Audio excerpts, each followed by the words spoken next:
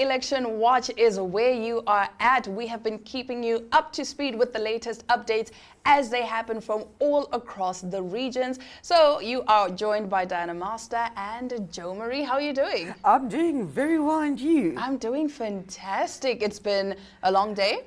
It's going to become a longer day. Yes. From the reports that we are getting. A lot of, because we've got people on the ground everywhere, so a lot of reports coming in on polling stations running out of ballot papers.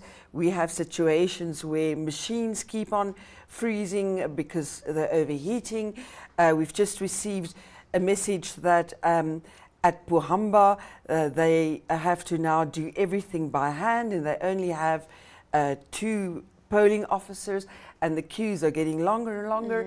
So it's a long day. It's a long day. So then I think, Jo, it's safe to say then that the ECN just wasn't fully prepared for this election. The ECN will definitely come under scrutiny. Yes. It already is. It already is. Exactly. Yes.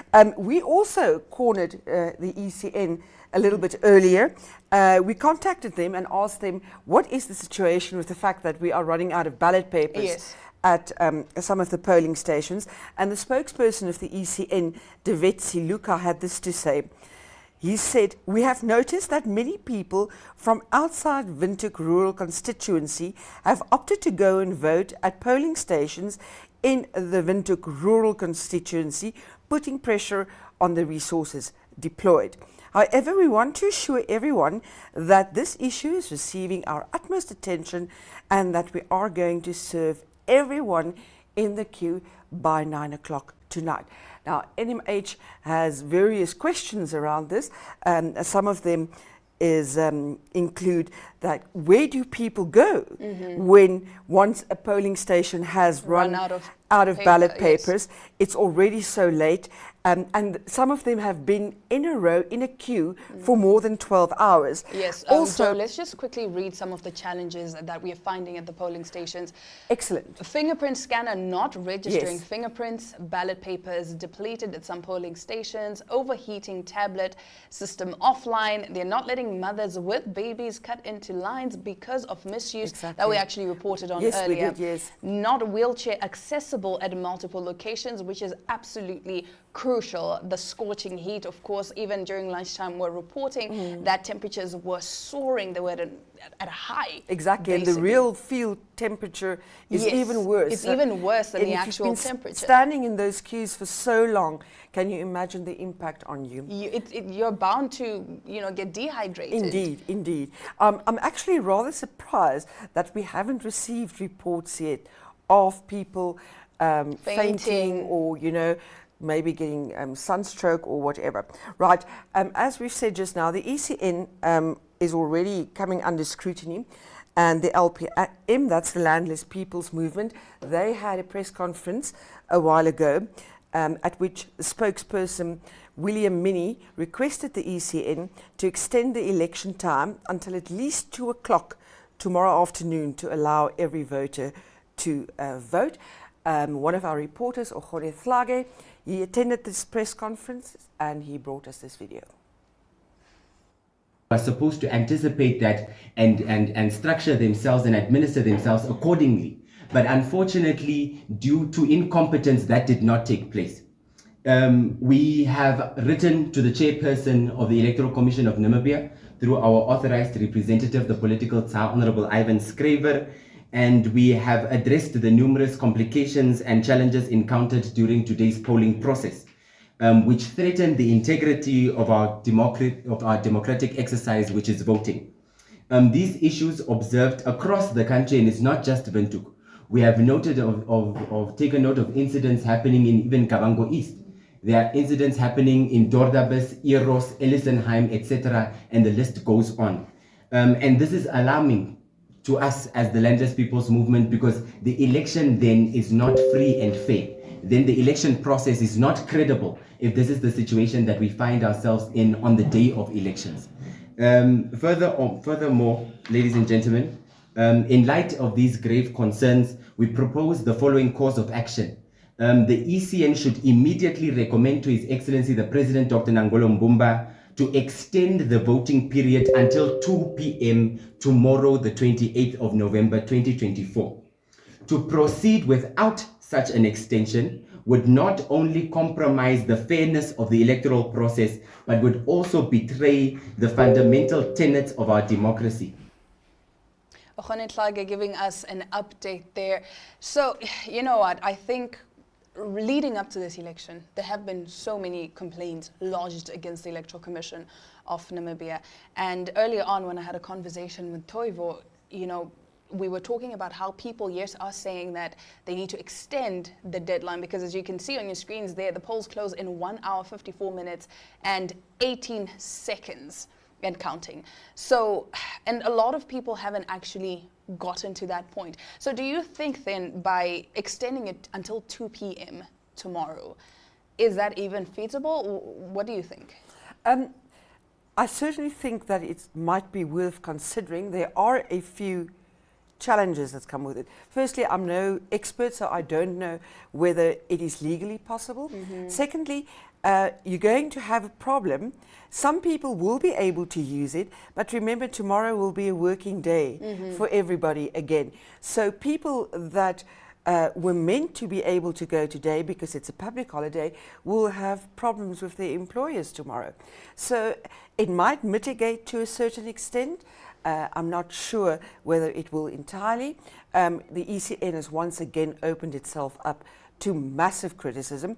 And we're going to hear a lot of it in the coming days, because the ballot papers is the least of the problem. There's been so many other problems around it. I think we can actually bring up some of the issues back up again, just so we can see what's actually happening at these polling stations. On the upside, these, like you have only one polling booth per polling station. Oh, there's actually people who passed out in the rows. We referred to this just now, busing in people to making rows longer.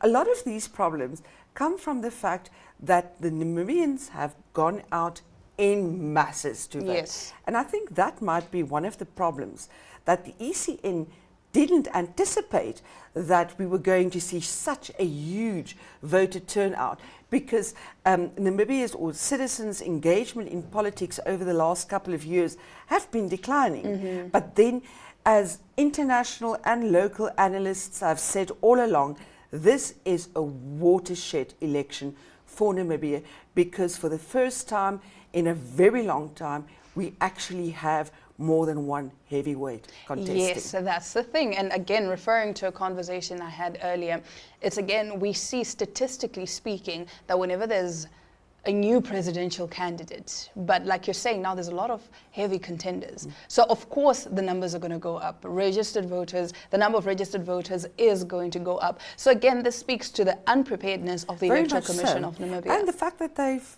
simply just underestimated Namibia's passion to exercise their democratic right. When they deem it valuable or worth it to actually go and stand in these queues. But I saw just now on some of our reports coming in of a certain voter who's been in a queue since 7 o'clock this morning.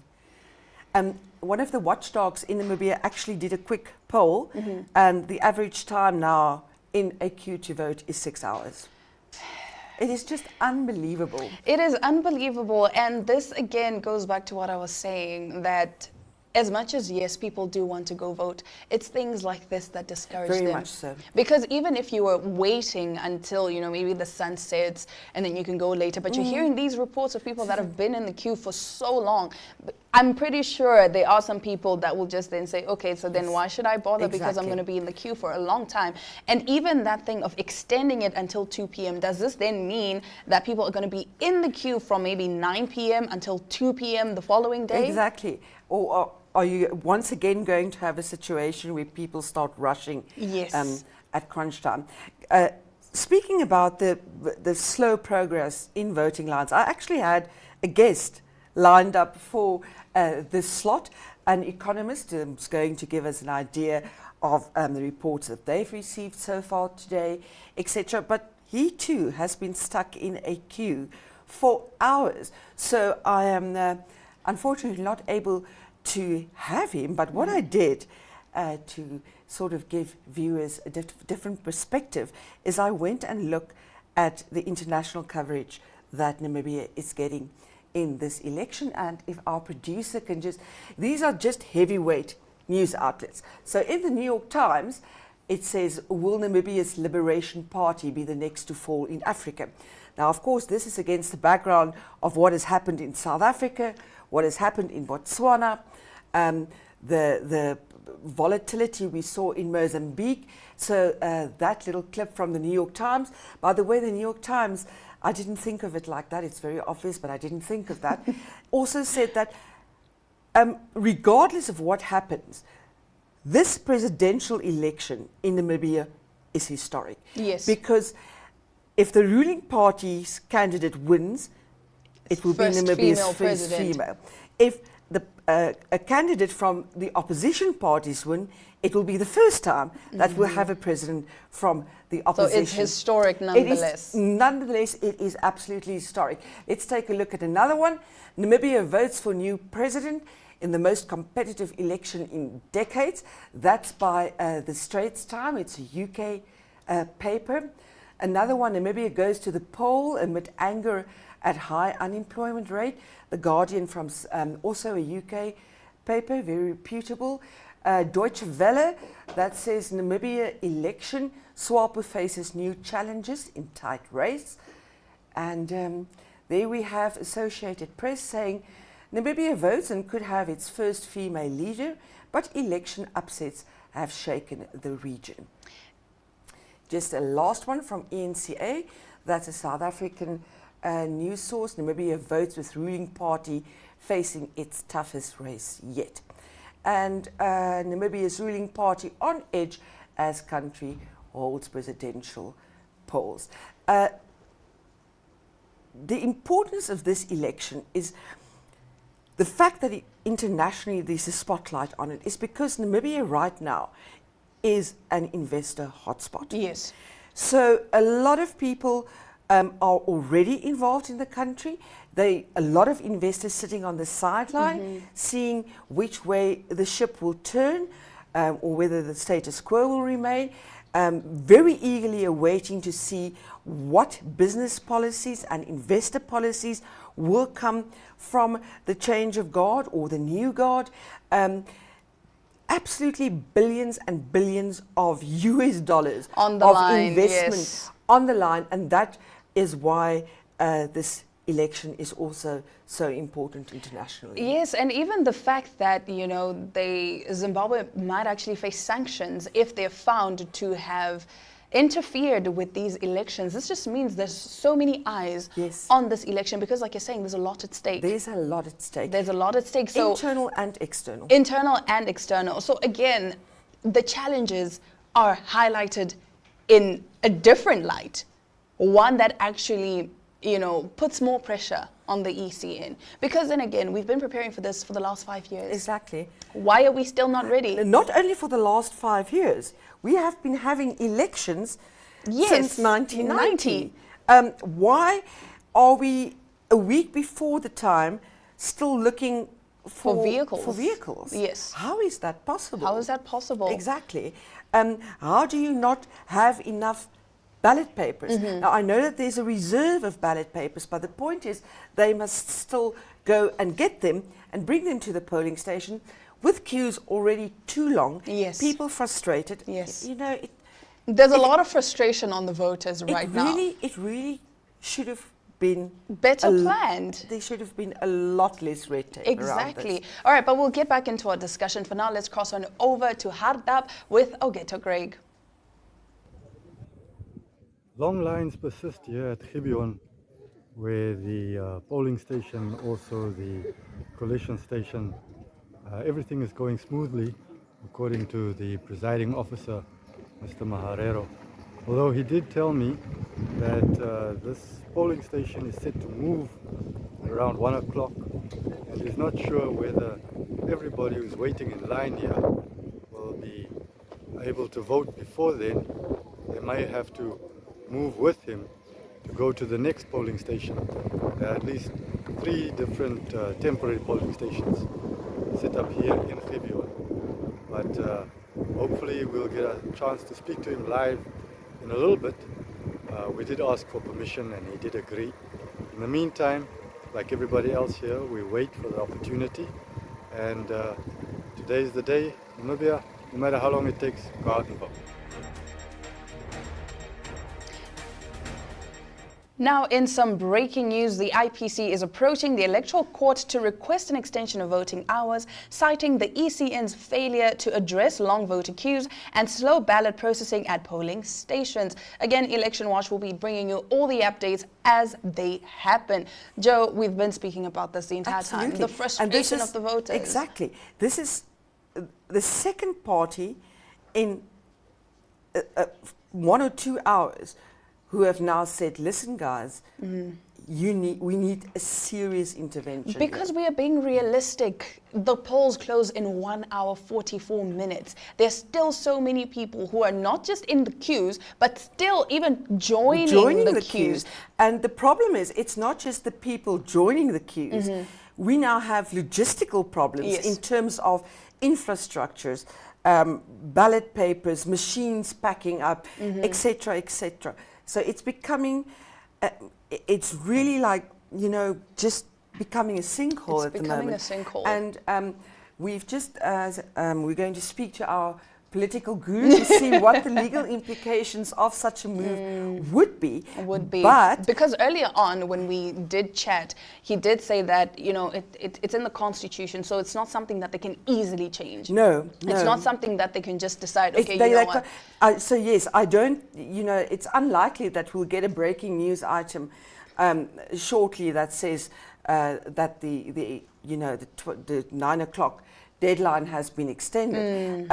But what now will happen in the event that it can't be done is that these problems will become a major point of contention when it comes to the results. Exactly. I was going to say a lot of people will definitely contest those results, because then again, you cannot have polling stations close in the next 1 hour 40 minutes and still have a majority of people that haven't voted, because then again it goes back to, yes, people are standing in these queues, but there are other people that are standing in queue for other people. Yes, you understand? yes. You go and stand in the line for me, and then later on there's 5 other people. I guess that's where most of the commotion was coming from earlier as well. Well, I can imagine, because I'd also get upset. Yes. I'd get very upset. You'd get very upset because you've been in this line for the last 6 hours, and here come 5 people that are just cutting in line because there was one person standing in place for them.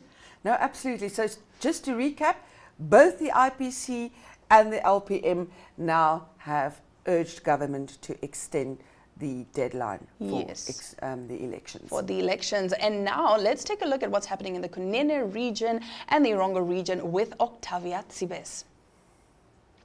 I'm so much happy because the contact of political parties during the campaign was also peacefully, and we have demonstrated democracy in Namibia for once again, because our constitution is allowing us to conduct elections after each and every 5 years. Therefore, we have fulfilled what is enshrined in our constitution of Namibia. And especially for voters, go out, let them to use this opportunity granted by our constitution to vote for any choice of them. And I'm telling you, the good thing is, I said, democracy is the strongest tool in life. It is giving us to test our leadership after each and every five years. I said to the political parties and their leaders, we have qualified to be presidents and to register as political parties during the registration of the Electoral Commission. Let us also respect the outcome of the elections. The results must be respected. Whoever be a Namibian to lead us in Namibia and to represent us in the Parliament of Namibia.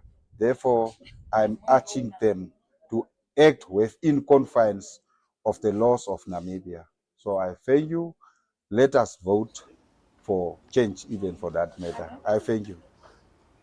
An update there from the Irongo and Kunene regions. Now, we have just received word on whether or not it's actually possible for the voting, for the polls to be extended. Exactly.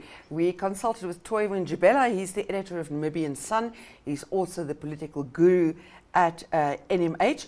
And Toivo says that indeed the president can make that call. So President Nangolo Mbumba indeed does have the power to decide to extend the time of voting. And as we've said just now, already the IPC and the LPM have called for an extension of the voting time. So, of course, because we are going to be giving you live coverage and updates, we're getting some closing remarks from our correspondents, although they are going to remain at the polling stations should they be granted an extension. And we're going to start with Mario Dungula, who is in the Oshana region.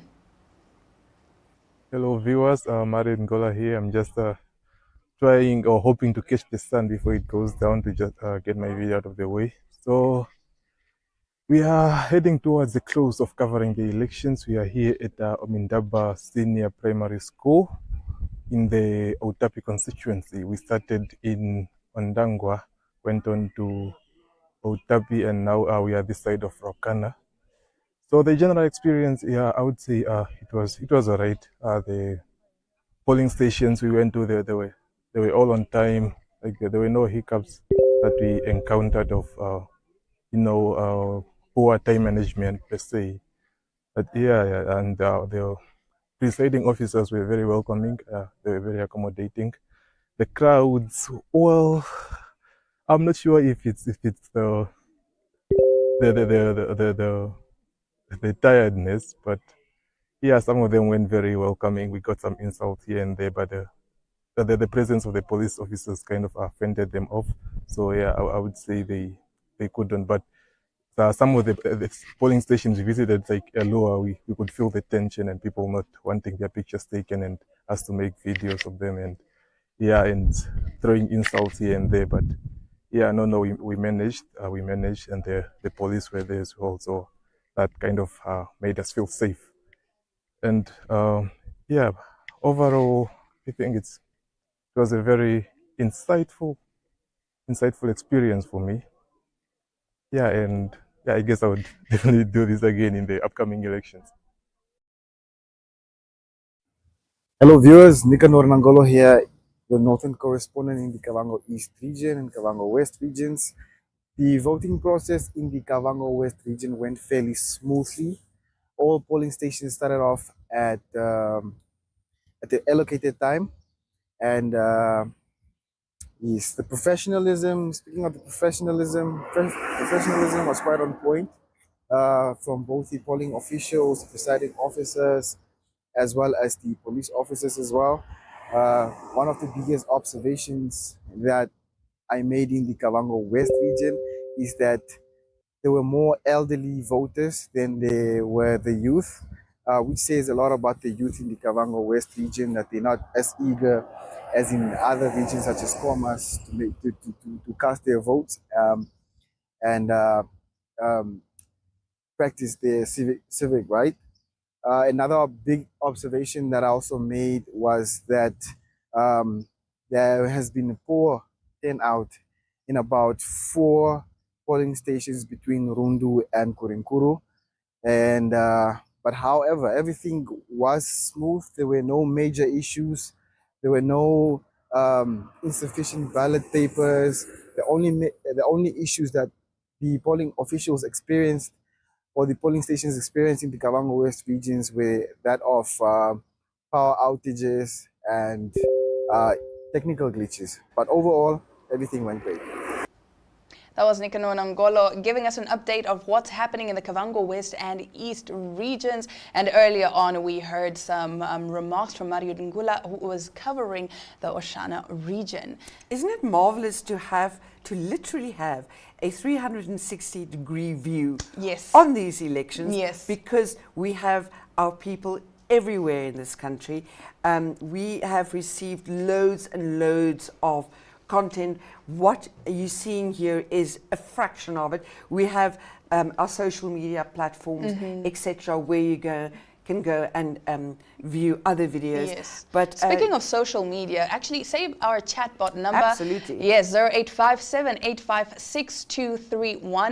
One more time, 0857856231. And you can just WhatsApp #elections and you can get anything regarding elections. Absolutely anything you anything want. you want. If you are standing in the line right now and you still need a last minute read of the manifestos, you can catch them there. If you want to see what we've been doing this whole day, giving you 24/7 coverage of the elections, again, #elections to 0857856231. And of course, that will continue tomorrow, over the weekend, as we receive the results. Yes. We will bring you shows, we will have the social media updates, we have the chatbot, we have the website. It's all there for you. Network Media Hub is where you want to be for election coverage, because we are giving you quite literally, like you said, Joe, a 360-degree view of what is happening and as it happens. We are giving you reports as we receive them and all the statistics as you want them. Indeed, we have. I think it's probably time that we have a look at another contribution from the regions, and this time we are going to listen to Christine Creer, and she is in Hardap. I'm Christine Creer and I am in Otchinene at the moment. I started my morning in Stampriet and from there went to Aranos, then Aminis constituency, and then went up to Gebabes, Epicuru, and now I am in Otchinene. After many kilometers and visiting multiple polling stations, one thing that definitely stood out was all of the community members that were really friendly. They got dressed up and stood in very long queues to cast their votes today. I had to ask a lot of directions, and all of the people I asked were so friendly and accommodating. It was really nice to see that Namibians are so friendly. And at all the polling stations I visited today, all the ECN officials were very welcoming. They were keen to show me around and tell me more about what's going on at their polling stations. And they were all keen to be on video, which is not always an easy thing to do. So it definitely was very pleasant working with the ECN during these elections. And yes, covering the elections was a very pleasant experience for me. Thank you to Christine for that update. Now let's take a look at what's happening in the Commerce region with Michaela Hansen. Hello viewers, my name is Michaela Hansen. I'm a journalist for Network Media Hub. I was in charge of the Commercial constituency. So I would say that voting is definitely a very long process. I do think that some of the concerns that were raised with voters was that there was no efficiency. ECN had about 4 or 5 years to plan. I mean, if a polling station is at a school, there's numerous classrooms. Why are there not 3 or 4 polling stations to vote at? Also, how the voting is done. It's 1 by 1. I think 2 or 3 people can be allowed to vote or to go into the voting hall. To make the process quicker, it's very time consuming. I also think that the ECN must do a better job at explaining as to how to vote. Many people do not know, first-time voters specifically do not know how to vote. It's a very tedious process. The other problem that I had was the unprofessionalism of some of the officers. Many of them would give preference, especially at Ella Duplessis or Augustinium, would give preference to people that they know, which was quite concerning. People were standing there for 6-7 hours, tired, drained. Many of them left their children at home because they started queuing up at 4 a.m., 3 a.m. And the fact that some people can just barge in. I also think the culture of someone holding your place should stop. If you want to vote, then get up and go stand in the queues. But other than that, I think some polling stations did a lot better, like Ochimisa Community Center did really well. They're very efficient. Also, Ochimisa Soccer Field A and Soccer Field B also did really well in terms of efficiency. I think the only thing that is a grievance to them was that their pads gave in, their voting pads gave in, so they're waiting on ECN to come deliver new voting pads for them. But other than that, they're very efficient, they're very quick. Ramatex is also very quick. Namkor is a mobile polling station, also did really well in terms of it's the same team that did the did the voting at the Chumisa police station for inmates and staff members there. So they were pretty quick because they were on time when they were supposed to start at 12. So yes, that has been my experience. It's very tedious. I think there needs to be better planning, more efficiency. I do think there can be a lot more done in terms of planning and better preparation. Always plan forward than the exact amount of numbers, because there are polling stations that are running out of ballot papers. So things like that can be prevented. But yeah, that has been my experience. Michaela Hansen just giving us an update there. 1 hour, 29 minutes to go before polls close. We will be keeping an eye out to see if there is an extension that is going to be granted. And I do have to say, it's inspirational to see people braving the heat just to cast their vote. It's absolutely inspirational. Yes. Remember, even though there is only about 1.5 hours left before the polling stations close, if you are in the queue, by 9 o'clock, you must be allowed to vote. So it is going to still become a long night, and then there might just be the possibility of an extension.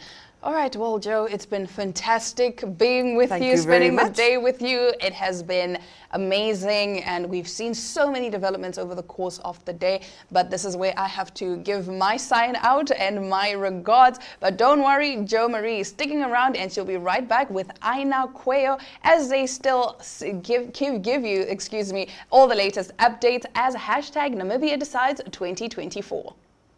Good day, viewers, and welcome to this week's edition of Erongo Talk. My name is Leandria Mouwer. I am your host, Frida Moloto. I am Emerita Shikesho. I am Patricia Tanapo. Now, as usual, we bring you the latest news, some sports news, as well as the weather and tides. Om die eerste wen te kry, is 'n goeie gevoel, man. Yes. Is that the goal, Joy? Yes, that is currently the goal. Phenomenal. I feel nice, creative team. To catch up for more news stories, visit our online channel, oneup2.com, or you can visit our website at www.erongo.com.na. Alternatively, you can check out our DSTV channel, channel 285, and GoTV, channel 25.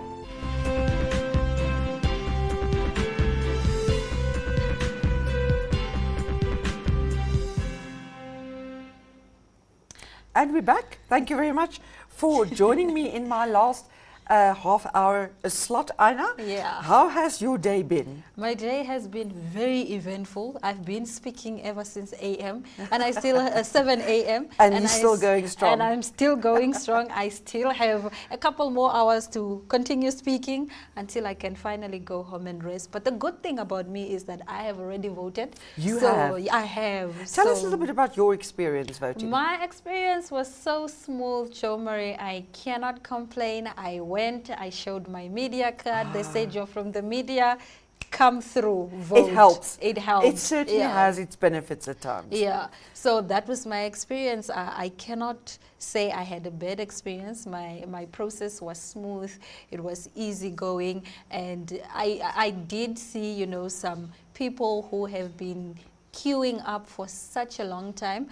But I said to my younger siblings at home, if you don't want to stand for so long, go early. Make sure that by 3 or by 4, you're already at a particular polling station. I do understand that it is absolutely dangerous. You can't just leave your home at 3 AM to go stand in the middle of nowhere waiting to vote. I do understand that, and perhaps maybe we can look at, security with the next election and how we can ensure that our people are safe while they wait to make this right decision. But I'm glad that you at least had a very smooth experience. Our appreciation to those presiding officers of the ECN who Yes. do allow registered or accredited media through to vote. The fact that you realize we have also an important job to do is wonderful, and there's quite a few. I've heard of quite a number of polling stations that once you show your accreditation that you are allowed through. Yeah. So how was your day? The last time I spoke to you was in the morning, and we spoke about, you know, unemployment, poverty, hunger, and all the issues that, you know, we as Namibians are facing in our community. So after that, what have you done? Did you go and try and queue up perhaps, and then it didn't work out, then you went back home? What happened? I haven't braced the queues yet because I'm on the team that handles all the content that comes from our people in the regions, our journalists in the regions. So, but it's been riveting to get all this content and to see how the process unfolds in Namibia. But I believe we have another video that we can watch. Yeah, we do have a video. This one is from Leandre Moore. She is in Iranga and Kunene regions. Hey. Hello viewers, my name is Leandre Moore, and today I reported to you from Walvis Bay. We're still going strong here. Tired, it's been a long day, but basically my observations here in Walvis Bay, urban as well as rural.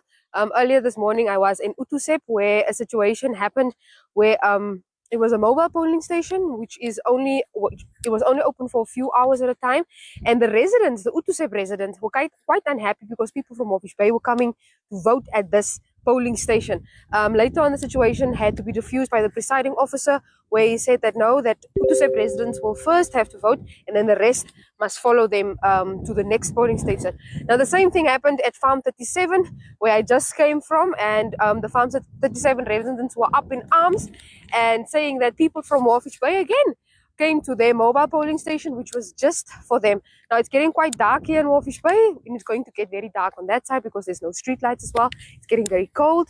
People are still in queues. It was just amazing to see how many people actually came out to vote here in Walvis Bay, but unfortunately, it's been a very tiresome, cumbersome process.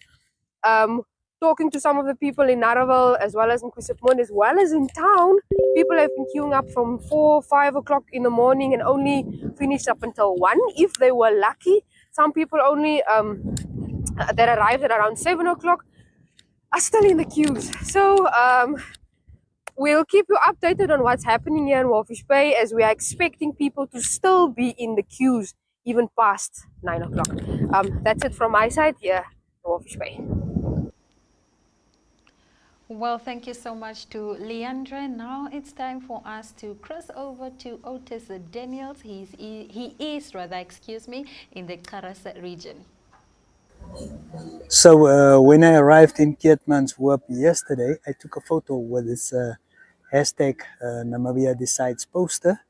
And I must say, Namibians, people in Keetmans came out in force to decide.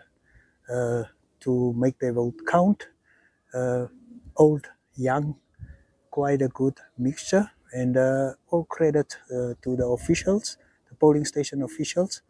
Everything went well.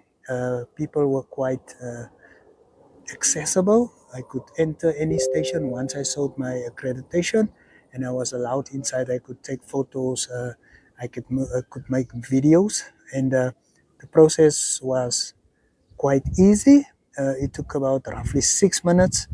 Those I timed. The day started off quite cold, and then it became very hot and humid. But people braved the elements, and it's around 7 o'clock. We still have 2 hours left. Unlike other areas or other polling stations, Keetmanshoop was well prepared, I must say. They had enough ballot papers.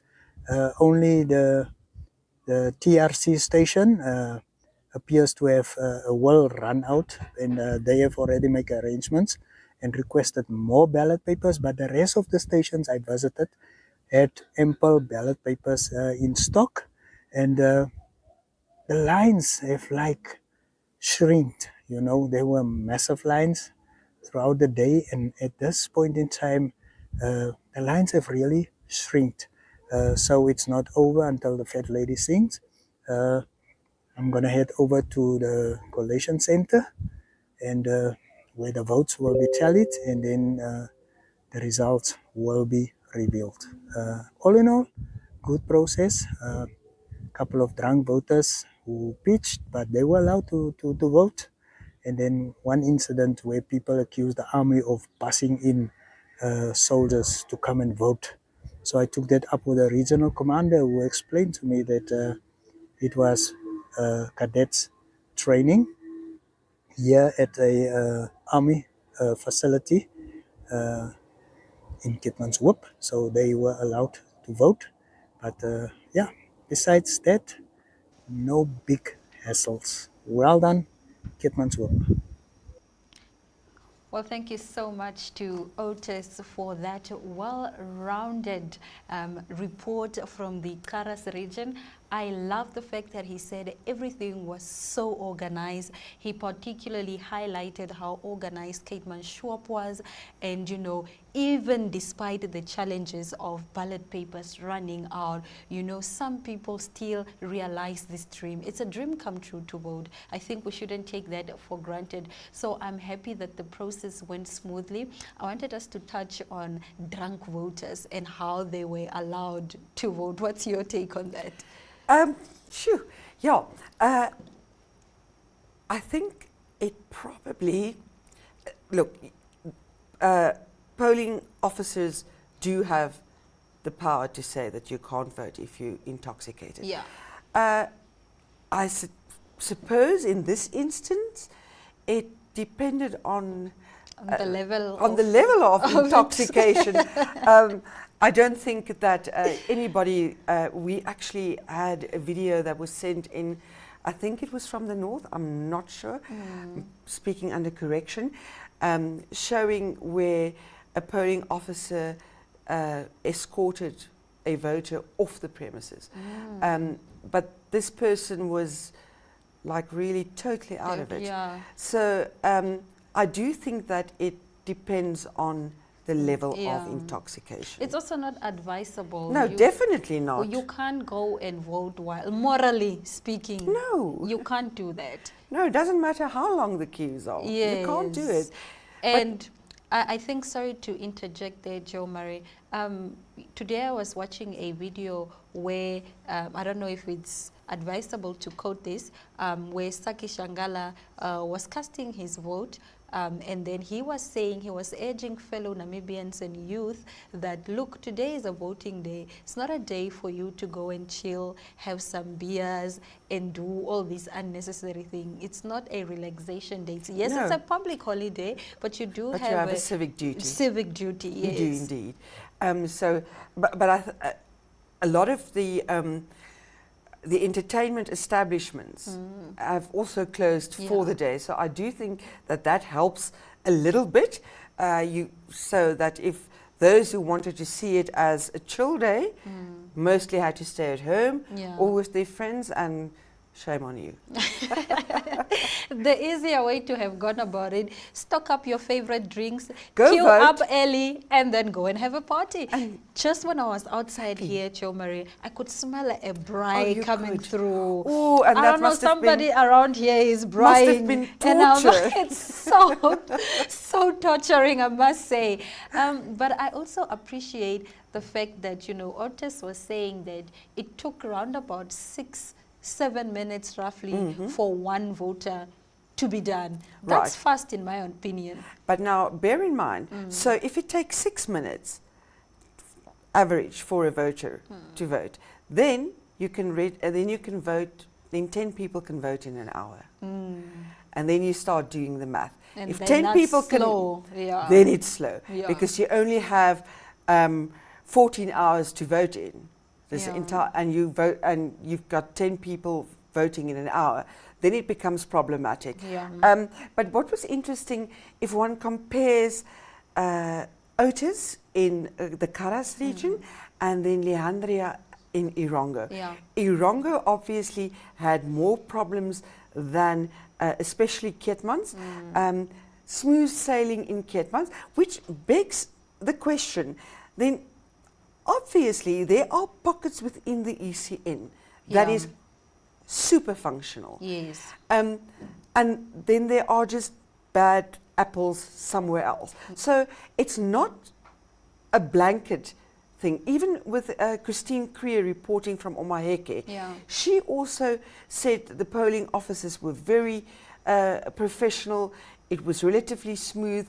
So there are pockets that are highly functional. Yeah, so is that with every household. Yes. Every household has bad and good apples. Indeed. It is. There's always the teenager and the 2-year-old toddler. Always. Yeah. So just before we cross over, Jo Marie, I just want to touch a little bit on how, you know, our economy has been marred by corruption. How can we come back from that, and how can we overcome these challenges to become a more accountable, you know, governing body or a country? Transparency. How can we, you know, become more transparent and accountable to ourselves?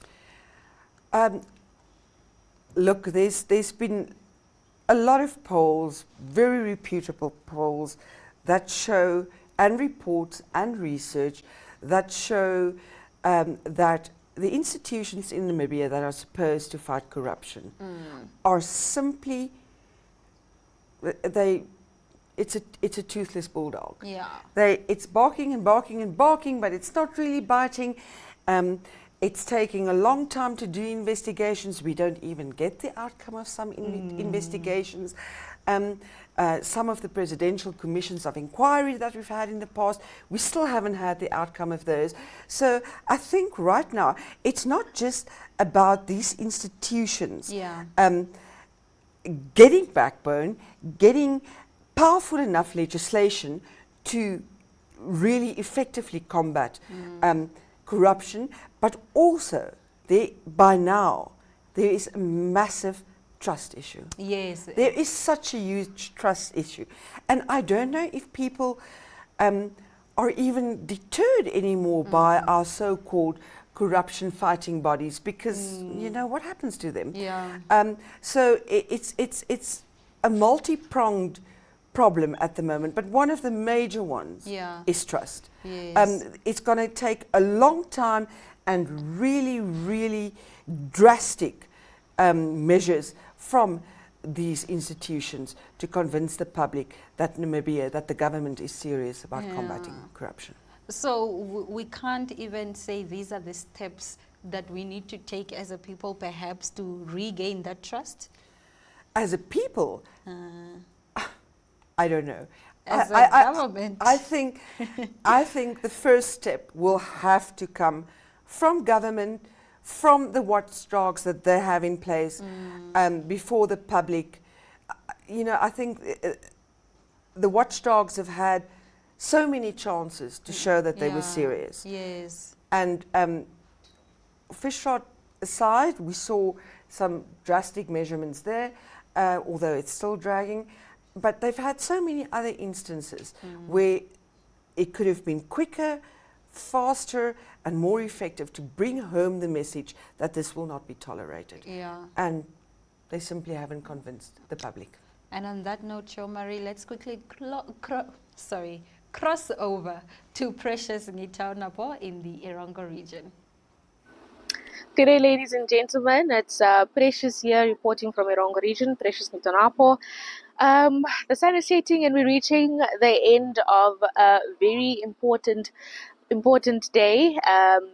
I've covered quite a number of polling stations within the region, all the way up from Uis right down to Omaruru, Karibap and Usakos. I the overall experience was okay. Majority of the polling stations started off right on time. That is at 7 o'clock. They had all of the equipment that they needed. The presiding officials as well as the returning officers were all very welcoming and very friendly. The atmosphere within the morning hours amongst the voters they were all very much in high spirit and excited to cast their votes, of course, to get a chance to have their voices heard. Overall, when it comes to some of the difficulties that the voters were complaining about in terms of the processes being delayed, I think there's just miscommunication with the members inside, the officials inside communicating with the members outside in the queue and not informing them that it's due to technical issues, hence the delay. And I think had this been properly explained to the voters in the queues, many of them would not have left the queues and actually returned home without voting. And then also we experienced that some of the voters are not aware that senior citizens should be given right of way, or rather given a privilege to go ahead and vote first. But apart from those grievances, I think majority of the voters were fine, and they were patient enough to let time pass and have their votes casted. Another incident that I observed was the African Union officials, election observers that were in the area. I particularly stumbled across them in Omaruru, and from what I've seen, it seems like a lot of the officials, ECN officials and the presiding officers at the polling stations were unaware that there would be officials from the African Union election observers that would be making rounds, or what their job was, or why they were visiting the polling stations. So I feel like in some incidences, in one particular polling station, they were completely stopped and they weren't allowed to enter. And that was at the Omaruru prison.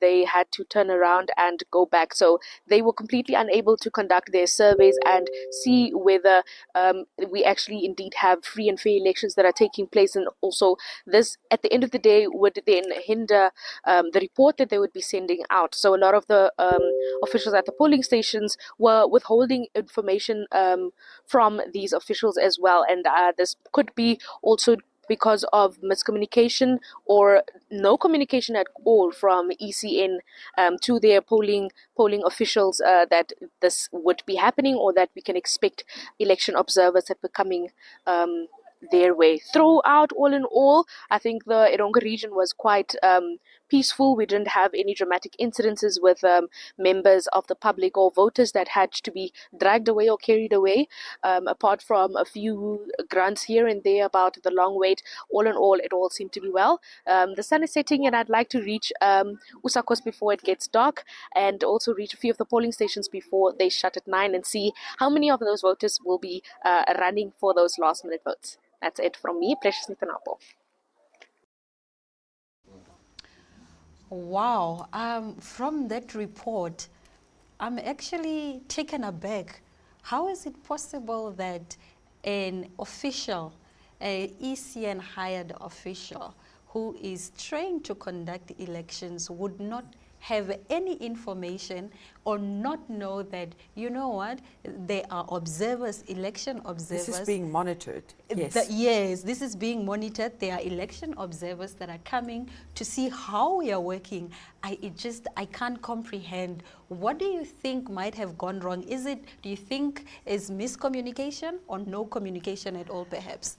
Well, obviously the verdict is out on that. What we do know that in some instances the training was hindered because there were grievances from the trainees' part. So I don't know whether there wasn't enough time. However, that is absolutely no excuse. It's not. Observers at an election is just standard procedure. Yes. So, it shouldn't have come as a surprise. I actually saw the video she made, and it was obvious this polling officer, this presiding officer, was completely out of her depth. She wouldn't supply the observer, the African Union observer, with information. She didn't know what her rights were in terms of what she could give to him. So no, it's absolutely inexcusable. Yeah. And once again, it just you know, showcases incompetency on the part of the ECN. Yes. It just tarnishes their name, and it gives everybody ammunition to come back after the elections and criticize and have Yes. very valid points to, you know, voice their opinion. Does this then, you know, jeopardize the credibility of this election? Well, look, this is only we've only received that one report. I would like to think that that was an isolated incident, Yeah. so it shouldn't at all. I think what will tarnish the credibility of the election, or what will be used to tarnish the credibility, is all the other problems we've had. The fact that did Namibians get a fair right to vote because of all the logistical problems, the slow progress, etc. I really think that the opposition parties are going to go in hard on those points. As we've seen already, the LPM and the IPC have urged President Nangolo Mbumba to extend the voting hours. What do you think is going to be the turnout of that? Do you think he's going to agree or maybe not agree? Just in your opinion, looking at the current state of event right now. I'm inclined to think that they won't. They won't? Okay. I think they'll keep the polling stations open until the last person that was in the queue by 9 o'clock has been processed. I don't think they'll do that. Yeah. If they do, that is another historic election point for Namibia. Can I tell you a little story? I was also once upon a time a polling officer. You were? Yes, I was. So I have experience, you know, I know the whole process and how it goes. I think it was one of my third jobs in my entire life. Really? But you know, I had a smooth election. I had a smooth experience. From my experience, we were very well trained and we knew exactly what needed to be done, how it needed to be done, and when it needed to be done. Yeah.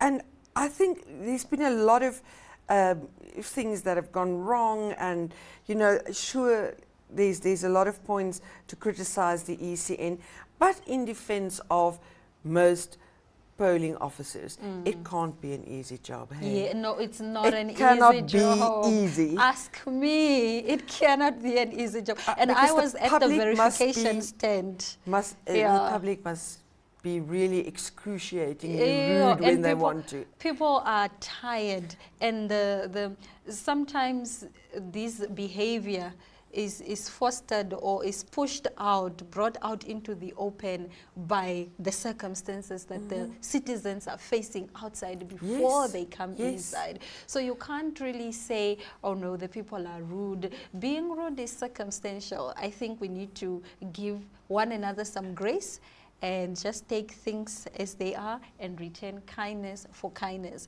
But I was particularly working as a verification officer, if I can call it that way. So you came to my stand and then I looked at your voter's card.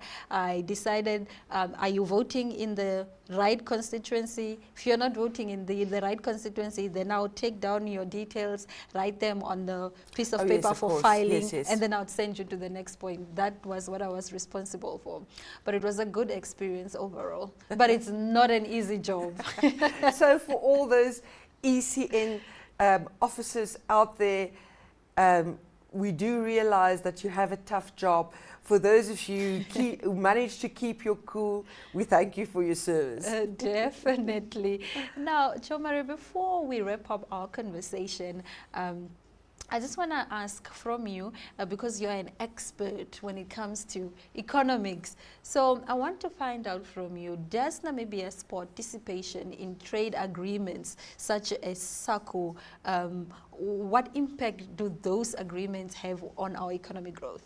Okay, well, the SACU one is probably the most important one at this stage. SACU is a customs union, so it's basically a pool. It's Namibia, South Africa, Botswana, and Lesotho. And the big SACU, the fact that we are part of SACU have been a saving grace in terms of government's budget for decades. So we get what they call, there's what they call a revenue sharing formula. So you get a portion out of that pool of what you're entitled to in terms of the revenue sharing formula. It is billions. Okay. It's billions every year. And as I say, it has been a saving grace for government. However, one must ask, is it wise to time after time rely on SACU to bail you out? And it's not really bailing, but you know... To help you out, if you will. You know, that should be a bonus. You should have a diversified and solid enough economy to be able to generate that type of income on its own. You shouldn't be able, or you shouldn't have to sit when you compile the budget and like a lot of households in Namibia think, oh, it's okay, I still have that, I still have that. There shouldn't be this saving mechanism called SACU. SACU should be on its own. Whatever we get from that, fantastic. Let's pump that into development projects. But that has been a problem. We are too reliant on SACU. All right, Jo Marie, hold that thought. We will return and we will wrap up this conversation properly. But it's now time for us to cross over to Erongo region to speak to Precious Ngitaunapo. Right, so I'm here with Yvonne in Uis at the Uis Community Hall polling station. Yvonne, tell us how you're feeling today. Oh, I feel so very blessed to be here, to come and vote, because it says what your vote counts. So I'm very excited to do the voting here in Uis. Yes.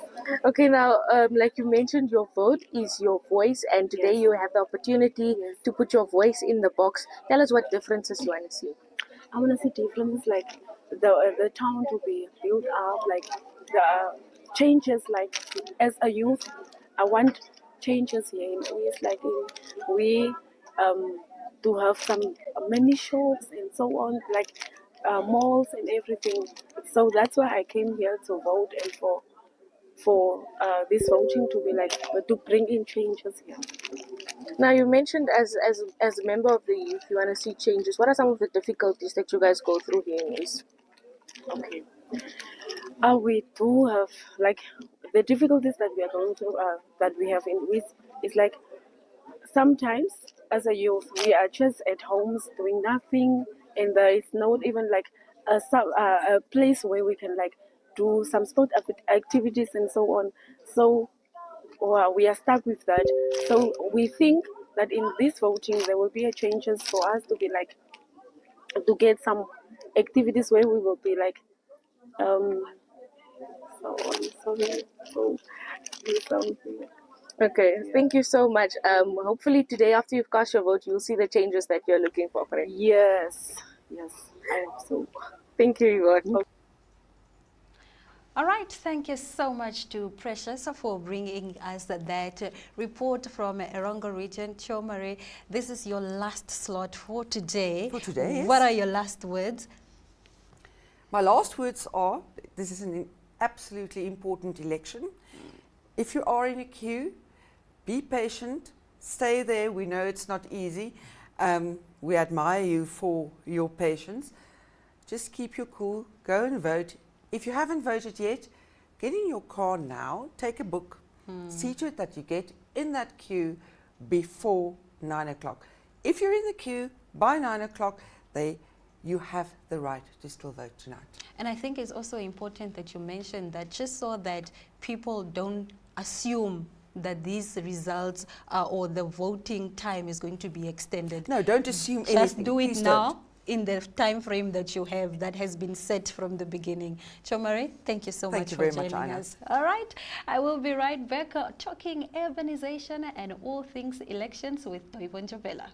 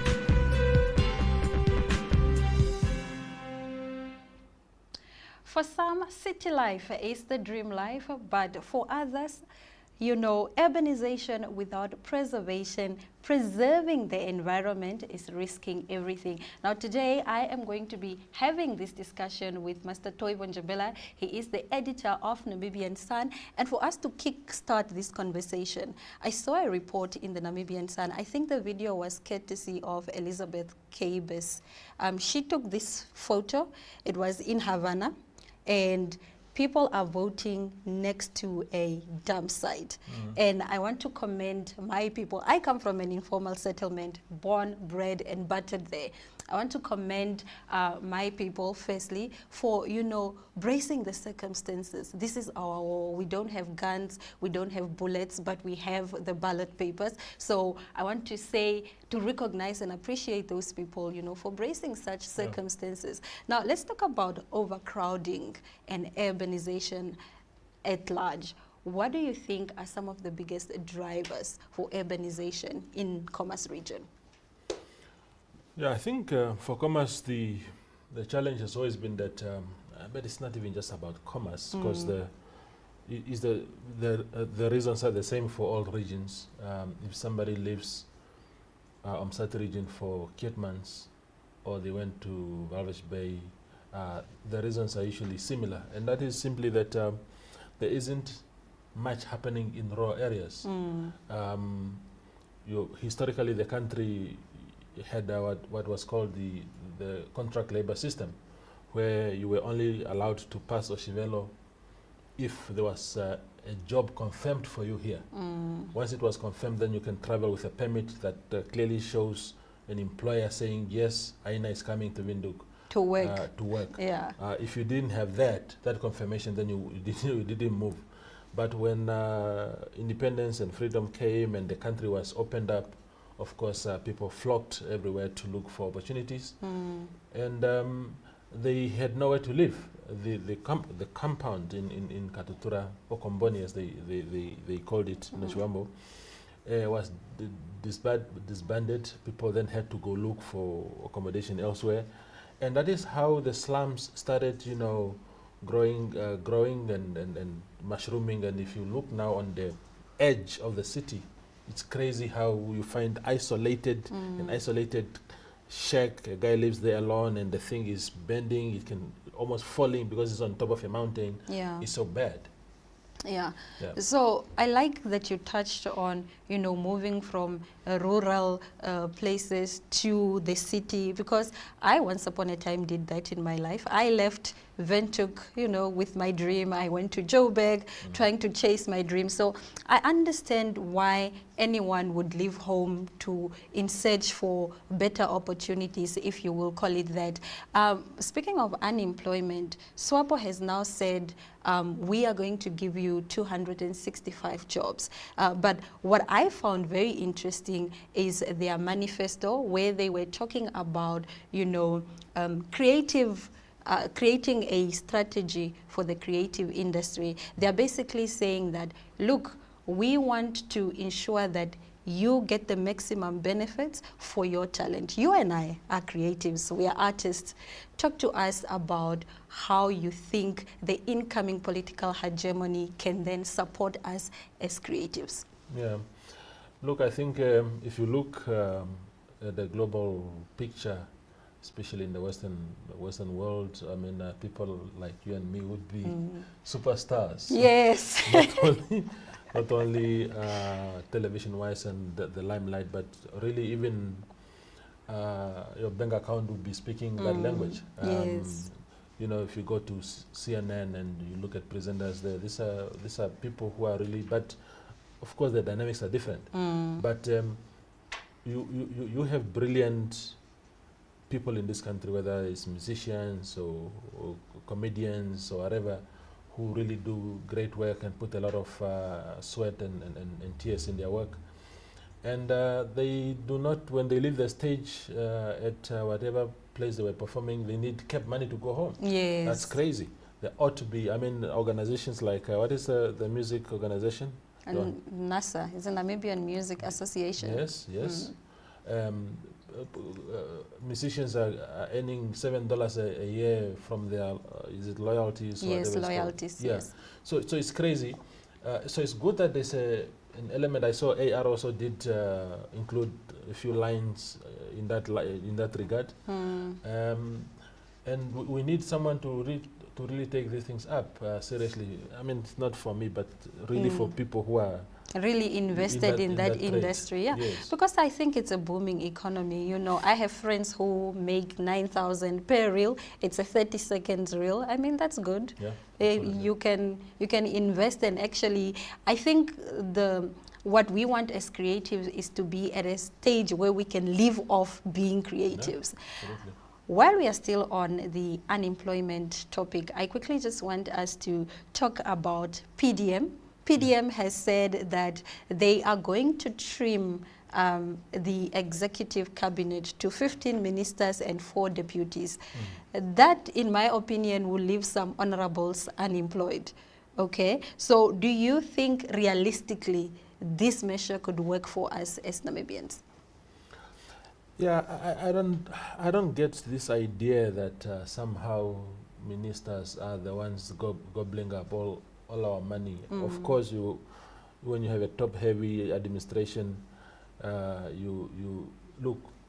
If you want to make a difference in that regard, if that is your fixation, you want to make a difference insofar as the government wage is concerned and all these top-heavy structures, why do we have a country that has a president, vice president, prime minister, deputy prime minister? Why don't you deal with those aspects? Why is nobody talking about that to say, if I come into office, because it's an anomaly. There's no country in the world that has a structure like that. And when I spoke to the late President Hage Geingob some years ago, I think it was March 2018, and I said to him, President, what are these things for? And he was saying to me that it was for inclusivity, because you have to create this position so that no one is left behind. Yeah, you bring this person from this tribe or from this whatever, but it was really a tribal inclusivity point of view. But we ought to be moving away from these things. Yeah. I don't care if a person is from my tribe.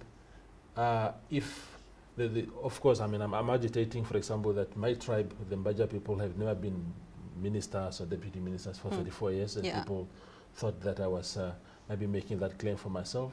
So representation is important, but you don't have to create these top-heavy things in order to do that. You can just work with what you have. Yeah. You don't introduce a vice president position, because you either have president, vice president, and then ministers, or president, perhaps prime minister, and ministers. Look at South Africa. Yeah. It's president and VP, and that's it. Yeah. So we ought to be emulating some of the best examples in the world. Yeah. So you do agree that we do need a trim? Yeah, no. I mean, we do need a reduction. Yes, we do. We do. I think there are ministers that can take on multiple roles. Yes. Because if you look at some portfolios, the way they are divided is also unnecessary. I mean, for example, the good example of what happened in the recent past was merging the Ministry of Land with Agriculture and Water and everything. That's good.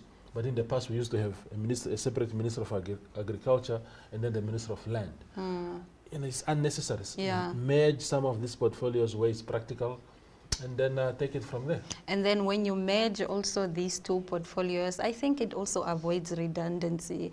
I think also maybe perhaps we can, really strengthen our regional governance, because if your governors are doing the work, then it takes pressure off the ministries and so forth and so on. Yeah, but that is exactly what Rui Chitende was talking about this afternoon when he came to the show.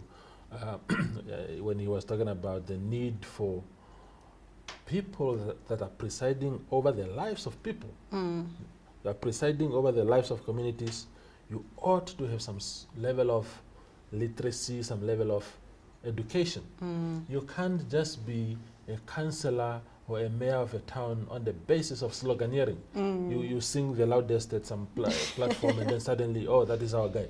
Because how do you decipher the financials of the city of Windhoek if you are the mayor there, and you have never been to university, your highest qualification is grade 12, and because you dress so well in the attire of a political party, suddenly, no.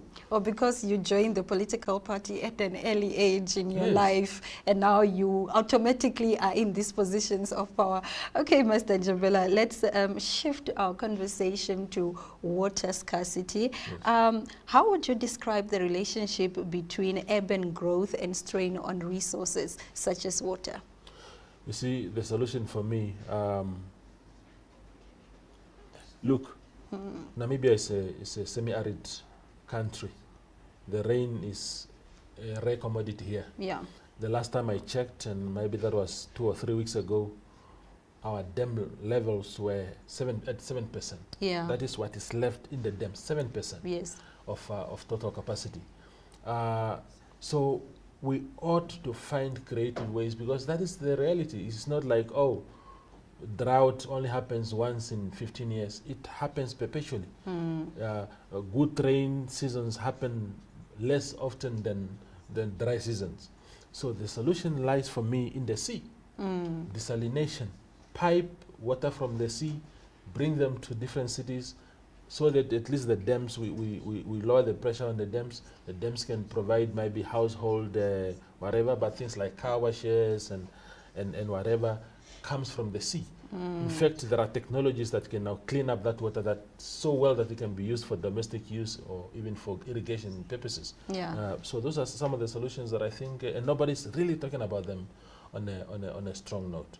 How feasible is that, though? Do we really have the capacity to pump money, to pump water rather, from the sea through all this pipe? Where do we get the monetary capacity to do all this? It's not a walk in the park, but we have to start somewhere. If we make a small commitment, for example, there's this sovereign wealth fund that has been talked about. We ought to, the amount of money that goes into that fund ought to be more structured.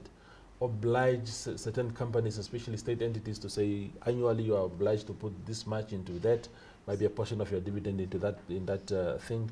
Foreign companies operating here maybe put it as a condition. You must contribute a small portion towards the sovereign wealth fund. And we have all these partners that we have. We go to China, we are friends with China. Apparently they are our all good, all seasons friends. Yeah. But what we get from them, apart from the t-shirts that we saw this in recent weeks with party colors that are, no, we have to start somewhere. Yeah. All right, hold that thought. We are going to cross over to Zambezi region, where we have a video courtesy of Charmaine. Good night. I am Albertina Matengo. So far I'm here at Sachinga School. So we need to ask the electricity at our community, even though we started it already, but no request. So we are requesting electricity. Also with the fence at our school. Sometimes we are suffering of water. That's why we don't make so many. We don't have even a project. We want vegetables, but we don't have water. All right, thank you so much to Charmaine, all the way in Zambezi region. In that video, the lady was just expressing that people are suffering really because we don't have water. I mean, the irony of that, Zambezi, of all places, you have rivers running through Zambezi, and people are complaining about water. If a person in Zambezi doesn't have water, what about a guy in Karas region? What about a guy in Kunene? Of course, Kunene has some rivers also, but stuff like that. Yeah. It's the irony of these things. Rundu doesn't have water.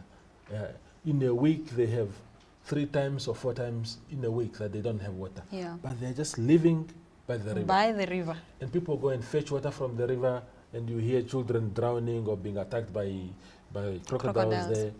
It's just, for me, we cannot accept this kind of things. Yeah. If you go to other countries, Nigeria is a producer of oil, and oil is in abundance in Nigeria. A country that produces something else, Switzerland produces chocolates, and it's in abundance in their country. Here you have something, a source that live in front of you, but somehow it's scarce. It is the most scarce thing to you. You don't have it. It doesn't make sense. I think, you know, perhaps these are this is some of the reasons why we are having this conversation, because when an area is overcrowded, resources tend to run out for some reason. Even in our households, it's a common thing. If you have 10 people, things will run out. So how can we then turn urbanization into an opportunity rather than a hurdle? So let me tell you this. Our country, by any standard, ought to really only lack small things here and there. Yeah. We are a vast country. We are working on diamonds. We are working on gold, copper, lithium. Anything that you can mention is here. We are only 3 million people in this country. And to tell me that somehow we cannot use these resources to really emancipate and cut these shackles that are, these chains that are, that are chaining us into this poverty, into this suffering, into this lack of resources, it cannot be correct. We ought to use these resources for the benefit of the people, not anyone else. Yeah. I was saying yesterday to someone who was talking about the fishing quarters. And we were debating with these friends of mine, and I was saying to them, fishing quarters benefit the Ainas of this world, the Taiwan Jabelas of this world, rather than Okalongo, where Taiwan comes from. You give me a fishing quarter as an individual, I sell fish, I make money, I build a mansion in my village, I fly to Dubai with my side chick, that's it. Yes. Instead of really bringing in the community, when they say borehole to be built, there's money coming from fishing quarter. When they say classrooms that are supposed to be built at our local school, there's money coming from these things. But what do? We give money to individuals and the community suffers. Very unbelievable way of doing things. And the thing about giving resources and empowering individuals is you can never tell what their character is. They might promise you the world that, oh no, I'm going to do this for my community and my community X and X. But the moment they are in the capacity to have what you have given them, then somewhere, somehow, I don't know if it's a character flaw, I don't know if it's greed, I don't know. They buy mattresses. You see, we have a very lax regime for these things. You say, oh, we're giving you fishing quotas, and you must come up with a corporate social responsibility, which must you must do something for the community. And then when it's about time for new quotas to be issued again, what do? They call the media, oh, we are donating blankets at a local orphanage. Yeah. Really? Blankets? Yeah. After making for 5 years. Oh, we are having a soup kitchen. Yeah. I mean, Jesus, you eat soup for a day, tomorrow is a new thing, and then what? Yeah. It has to be real empowerment for people, and government, whoever comes in this after this election, ought to really revise and review some of these things so that there are tangible and fundamental contribution to society. Yeah, I personally would remove tenderpreneurs. There should not be a third person to receiving resources that could change people's life. Give those resources to the communities that it's intended for, because everything just goes a mess when there are third parties involved. But nonetheless, let's talk about what lessons other regions can perhaps learn from regions like Rundu, like Hardap, where, you know, they have the resources but don't have them in actual fact. Yeah. What I have said for many years is that we must, as a country, identify the strengths of each region, because each region has something to offer. Yeah. You say, okay, if I go to, because we have these generic things, we say, oh, it's maybe tourism, where you have a cross-cutting benefit, well and good, but you had to find the unique developmental advantage of each region to say, okay, the 3 regions in the east, Kavango East, Kavango West, Zambezi, they receive relatively better rain than others. How do we take advantage of that? There are trees in those areas. This plundering of trees to go make tables from abroad, just trees being cut down and being shipped out through the ports of Walvis Bay and whatnot, cannot be correct. Those are your resources. I saw PDM saying, for example, that they are going to, which I find a bit too ambitious and unrealistic, that they are going to create factories in each region. Yes. But those in are some of the regions. 121 constituencies. Yes, it's quite laughable. But at least be realistic and say, Zambezi, this is your strength as a region, and we are going to support you to get this potential out of your region. Then you move to another region, then you move to another region. Somehow, when you pull all these things together, you have a thriving economy, you have a thriving country, and people, I mean, how can people in Rundu, I mean, people in Kavango East who died from eating some poisonous food last year, 16 people died. What is supposed to be the bread basket of the country is where people are dying because they are eating funny things because there's no food. No explanation for it. Yeah. While we are talking about PDM, I just want to perhaps get your opinion on this.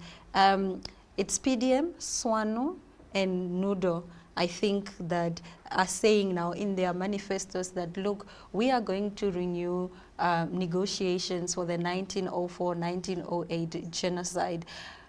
In your opinion, do you think this is a conversation that should be revisited? Should we let the dog sleep or should we rock the boat? No. I think Namibia is, through those communities, is owed big time. There has to be justice.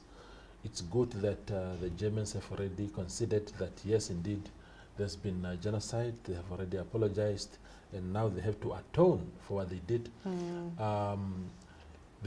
The current government has tried its best to their credit to have, because it's a symbolic victory for a small country like ours to get that kind of concession from a global powerhouse like Germany.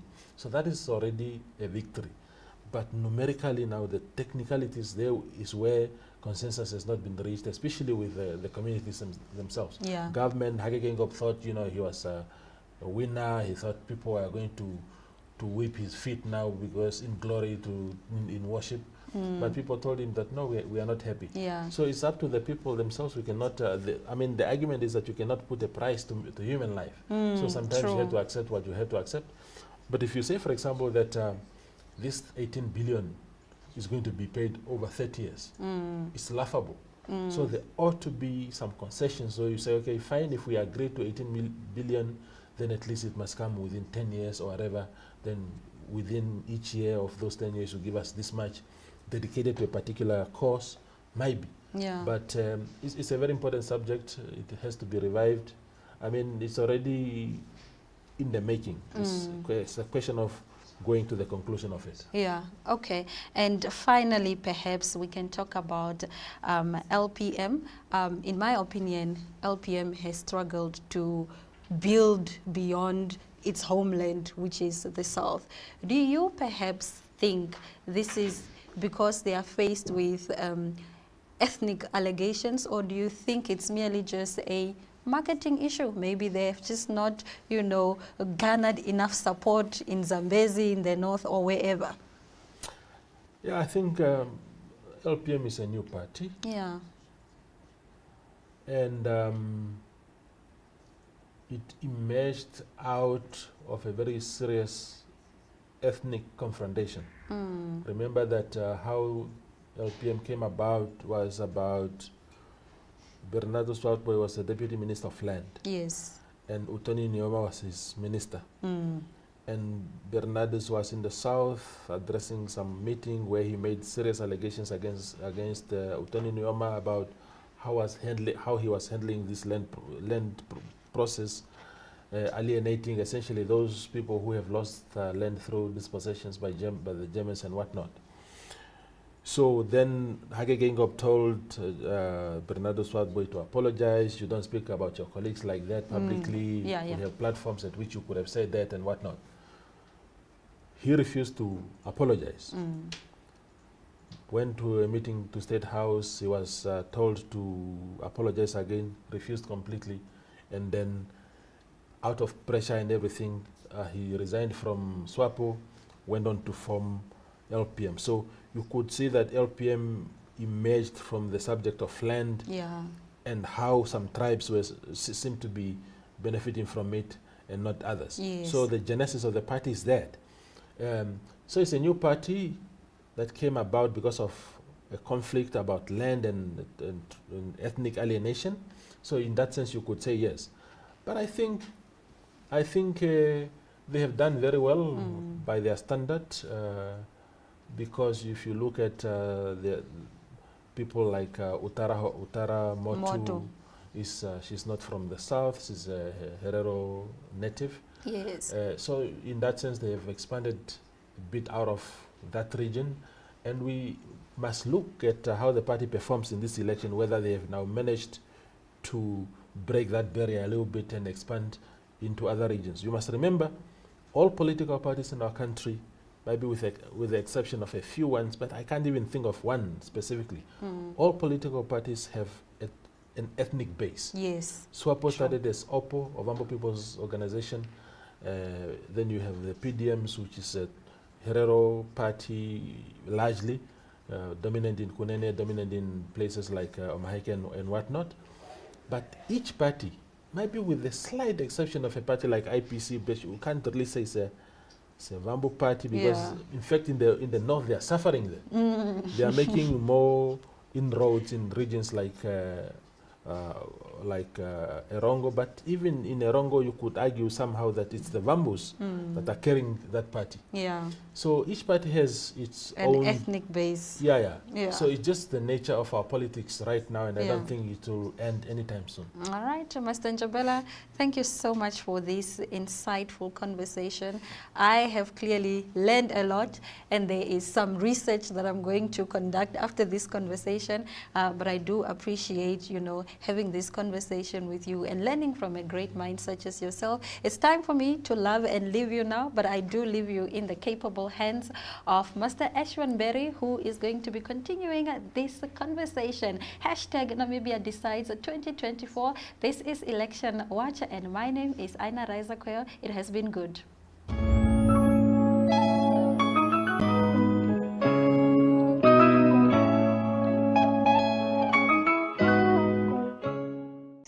Discover your dream home with My.NA Property, a show that focuses on real estate, property development, as well as lifestyle. So whether you are a first-time buyer, a seasoned investor, or simply just exploring, this is your ultimate guide to making informed decisions about property. My name is Aina Raizakoyo, and you can catch me every Thursday at 9 p.m. on DSTV 285 and GoTV 25 to discover more beautiful properties around Namibia. Don't miss out, your dream property awaits.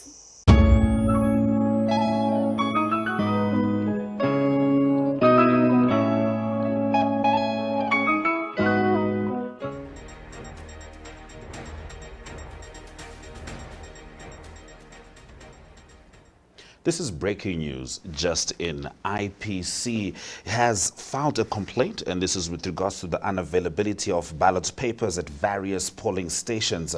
And they have filed a complaint officially to the Electoral Commission of Namibia through their representation, which is Conradi Inc.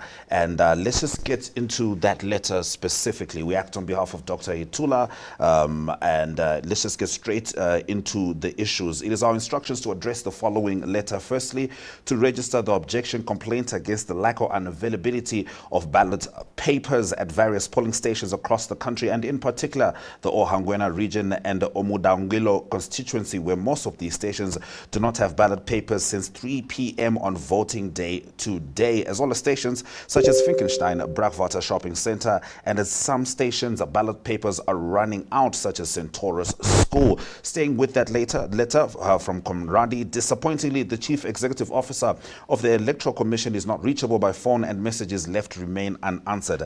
As by law, the commission had ballot papers printed, making up 10% of the total ballots printed for contingencies, and on request as to the whereabouts of these ballot papers, no satisfactory answers are given.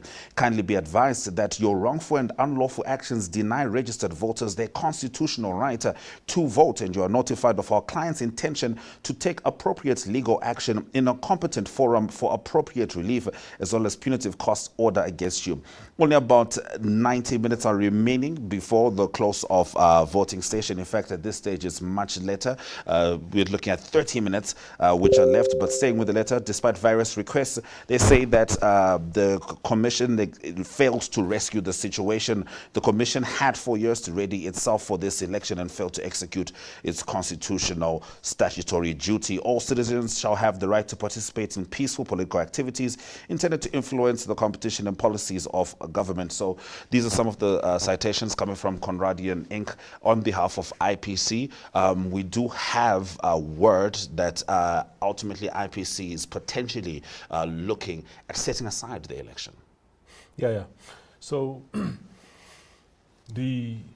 I saw, in fact, prior to coming to studio, I saw, and I did indeed ask, because there were just some floating information on social media, not really attributed properly. So I did ask IPC on their media WhatsApp group whether this news was true. I had not received a response by the time I came to the studio. But the fact of the matter is that it's a legitimate concern. We have people. I saw a video taken in Windhoek. At least Conrad is talking about Mdangilo, which is in Hangwena and other places. Of course, there are mentions of some places in Windhoek. There's a video of a returning officer talking to the crowd, saying, "We have run out of ballot papers. I do not know where to get the extra ballot papers," and urging people to say, those of you who know another polling station that has fewer, shorter queues, you may please just leave now while we try to sort this thing out. Unbelievable. Unbelievable. It cannot be correct that people, I mean, there can be other problems, but to deny people their right to vote on the basis of running out of ballot papers, that cannot be excused. And especially when I believe we were told 3 million ballot papers had been printed. 3 million would certainly be just over the half, just double the population. So the population of registered voters at least. So that is a concern. But we're looking at what IPC is seeking in particular over here. Is this just to prompt the ECN into action, or are they potentially seeking to nullify today's entire process based on this quote-unquote hiccup? Yeah, I mean, you never know what this will end up being. The issue with these kind of things is that there are processes that are involved. You have to go to court, and the court and speaking of which, I should just highlight to our audience that the IPC, we do not know if they have already, but they still can file an urgent application in the High Court. There's actually no time limit for that. That can happen at any point in time. But as of the news we have right now, that urgent application has not been filed. But please do continue to. Yeah. So what concerns me the most is that ECN is not actually calming us down, because in the past, and this is why I have a problem with with this new leadership of ECN. I have called them incompetent in the afternoon, and I do not regret making that statement again, because everything that we have seen and experienced today speaks to gross incompetence. You cannot be running out of papers. You are not managing crowds at things. You know, there are people who started camping at polling stations at 3 o'clock in the morning, and then some people just showed up at 11 in the afternoon, and somehow they formed their own queue. Then you, who came that early, is now suddenly at the back of that queue. Yes. Because there's no one to control, to put order there, or even to say, "Sir, we saw you cutting the line. You are not going to come inside here." put order there. Have they been forthcoming with communications? Because IPC that is the point. alleging that their phones aren't being picked That is up. the point that I'm driving to say that in the past you would see the ECN of Tio Muyoro, the last CEO of ECN. Those guys could have 3 press conferences a day. You call a press conference to address this particular allegation. You call this one to do this. These ones, you don't know who is where, what they are doing, why they are not promptly attending to queries, to serious allegations. If you could say, look, it's just a question of transport. We can't deliver to the things, but the ballot papers we have Are there. Now we don't even know whether they are there. It cannot be more worrying than that. How far can you divorce this from the issue of ballot papers that was raised about a month prior to the election? It was a huge ruckus in the media sphere, social media, and of course, Namibian opinion. There was an issue about who was printing these ballot papers, about the ECN's inspection of these ballot papers in South Africa, and it seems that thread is stretching to this very day. Do you think that perhaps now that allows those concerns to resurface along with today's issues? That entire process, Ashwin, was just messy. You don't know whether it was messy by design or by default.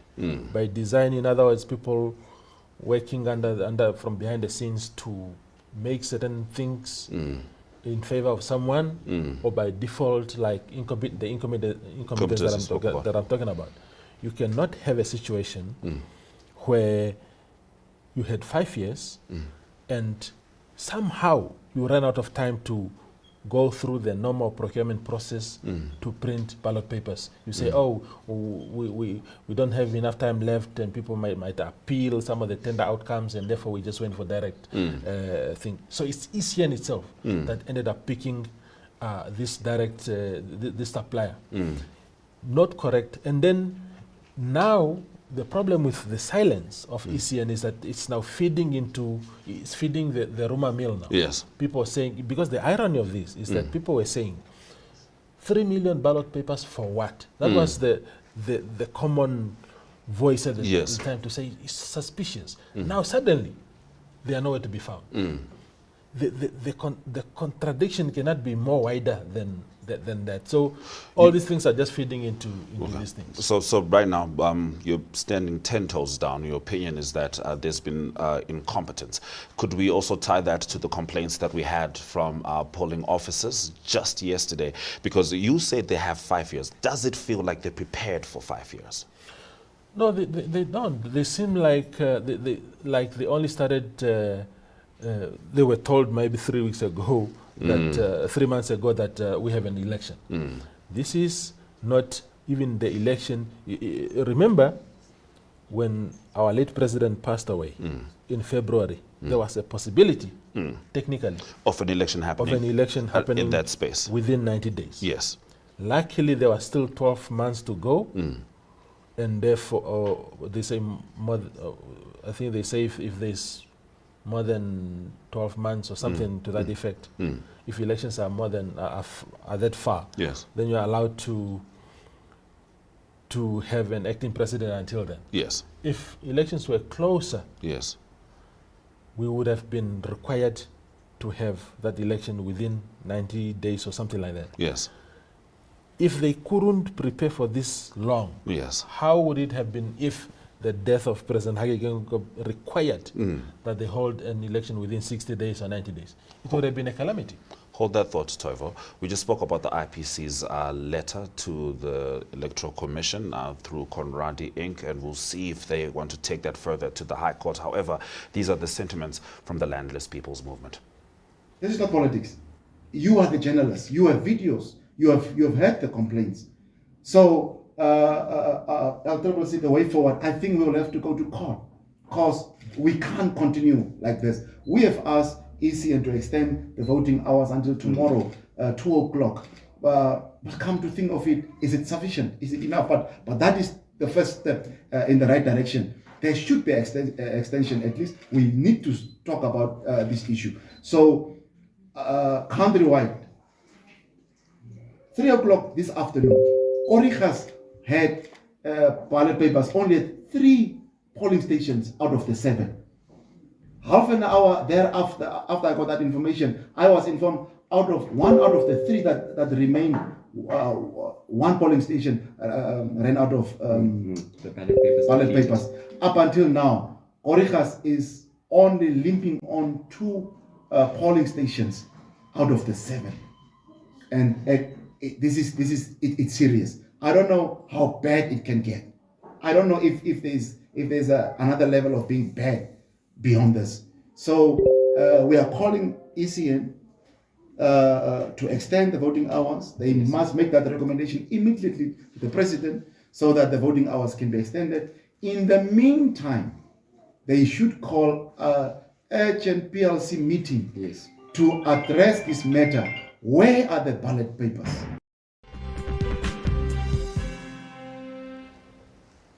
So, Landless People's Movement has stepped into the fray to share their sentiments. You can see just from their demeanor, from their tone, the frustration is palpable, and we assume it's obviously echoed by their supporters. But this is a Namibian issue. I mean, Tova, one of the issues you raised, I hope you don't mind me, retrieving quotes from your personal pages, was even the idea of having elections in such a hot time, and also not having provision, things like shade and that kind of situation. It has already been a very hectic process for Namibians, who, by the way, have 13 minutes until polls close. Yes. Look, if people really sacrifice their time today, because voting is fun only when you are in the ballot box. Yes. But the process leading to that is such a tedious process. You have to pack everything to endure what we went through today. I had to only vote at the 3rd attempt. Yes. I went to 2 polling stations, couldn't make it, and only at the 3rd attempt did I get that. I'm not running around town because I have enough fuel in my tank.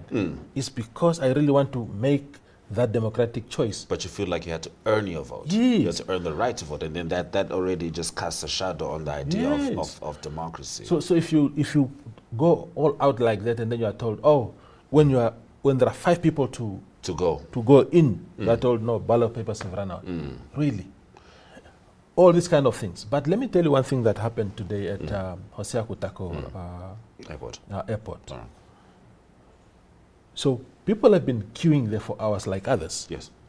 And then I don't know who told these senior government officials that, I don't know whether the queue was shorter there or whatever. So many of them flocked to the airport. We saw videos not too long ago of reporters confronting Dr. Alfredo Hengari, who is the presidential spokesperson, as among those who arrived there. He doesn't have any privileges, any special privileges. And the president voted early in the morning. Absolutely. If he had voted maybe with the president tagged along, maybe, but even that would have been, it's not even, he's a normal citizen. Yes. But when you allow, especially where ballot papers are not enough, and then you say, okay, maybe ballot papers are not enough, let's put Ashwin through. And the problem with this is not just because you cheated the queue. System. The senior government officials in this country belong to a particular political party. I was going to get there. They are politically aligned, and that's a difficult image for people not to consider. You're already distorting the generic outcome of this election, because people who are aligned to a particular party, using, of course, their seniority, are now given preference. And then your normal, everyday guys who have varying preferences politically are left out.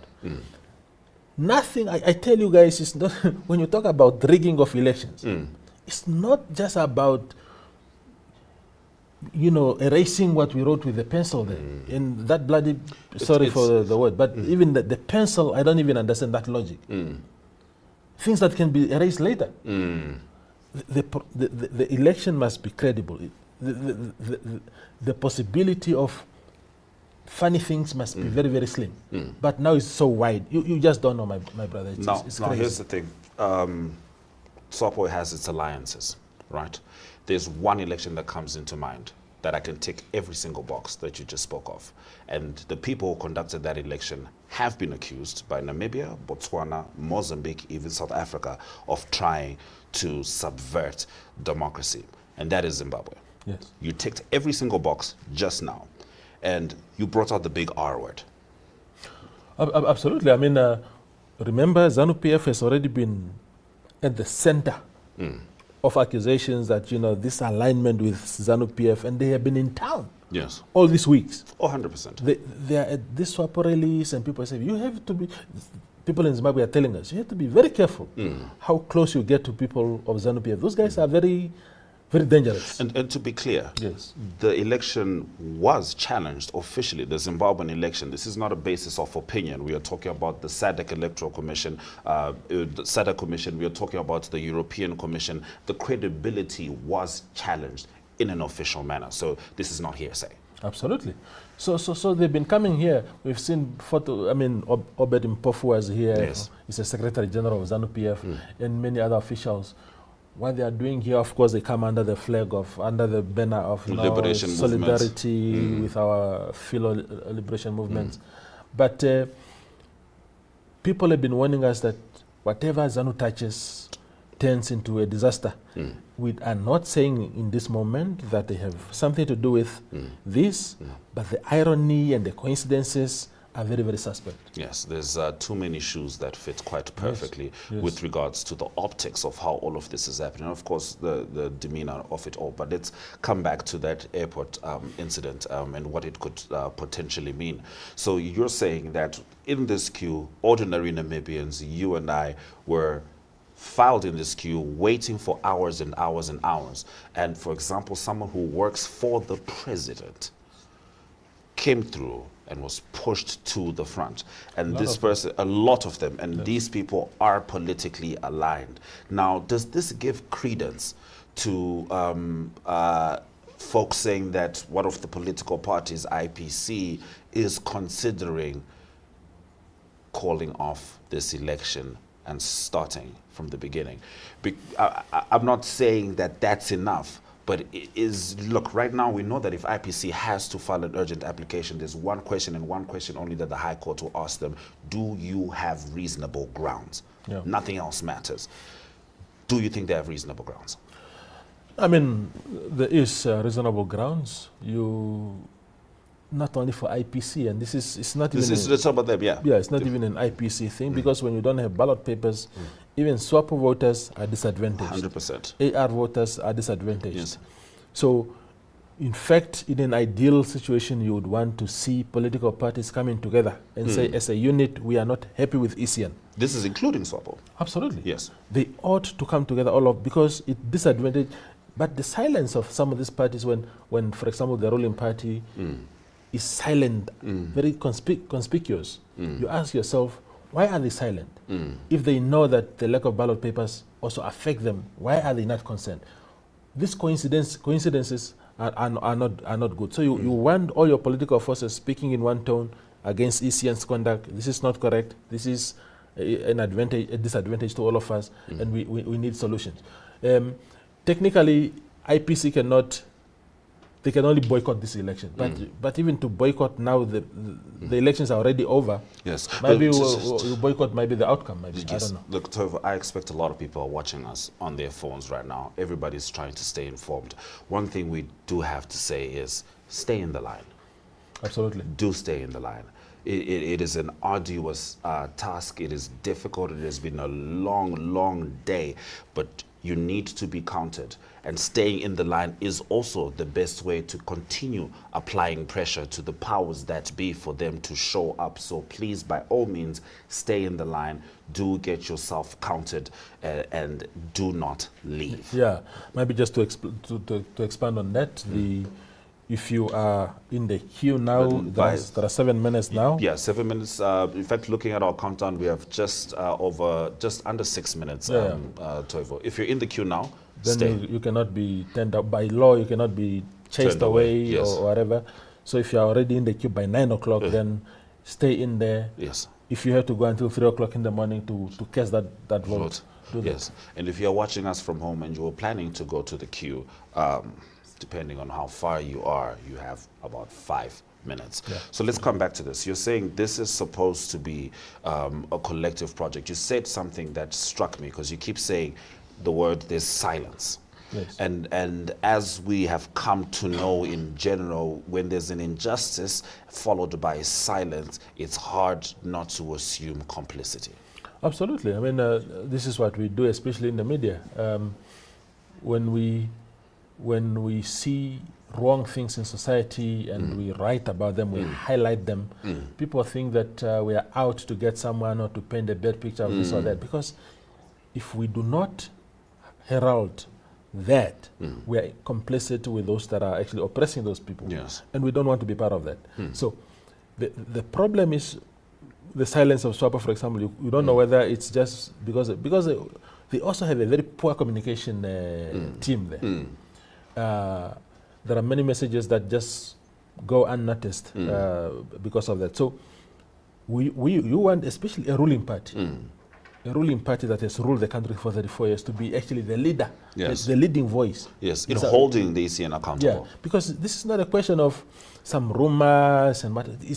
It's confirmed that stations have run out of ballot papers, and you need your leading party to be the leading voice to say what is happening there. What is the issue? But when you are silent, it feeds into the rumor mill again to say, Yes. why are they silent? But sometimes maybe you're just silent because you have a poor communication team, but you have to be on top of your game in moments like this. And same as ECN being quiet, not saying anything.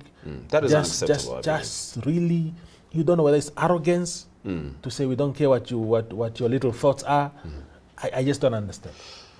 Do you think, and this is something that we have to ask, because one thing about being in power for a long time is you never know when the tables are quote unquote shaking. Is this complacency? Is this a complacency with regards to just expecting Namibians, to fall in line no matter how many times you change the goalpost, no matter how many delays, because not communicating. It's one thing to communicate something unfavorable. Not communicating at all already assumes a sense of authority, which you do not have, because you are serving Namibians. Yeah. There's no sense of authority that you should have. But having the privilege of ignoring someone means you don't need to speak to them. Yeah.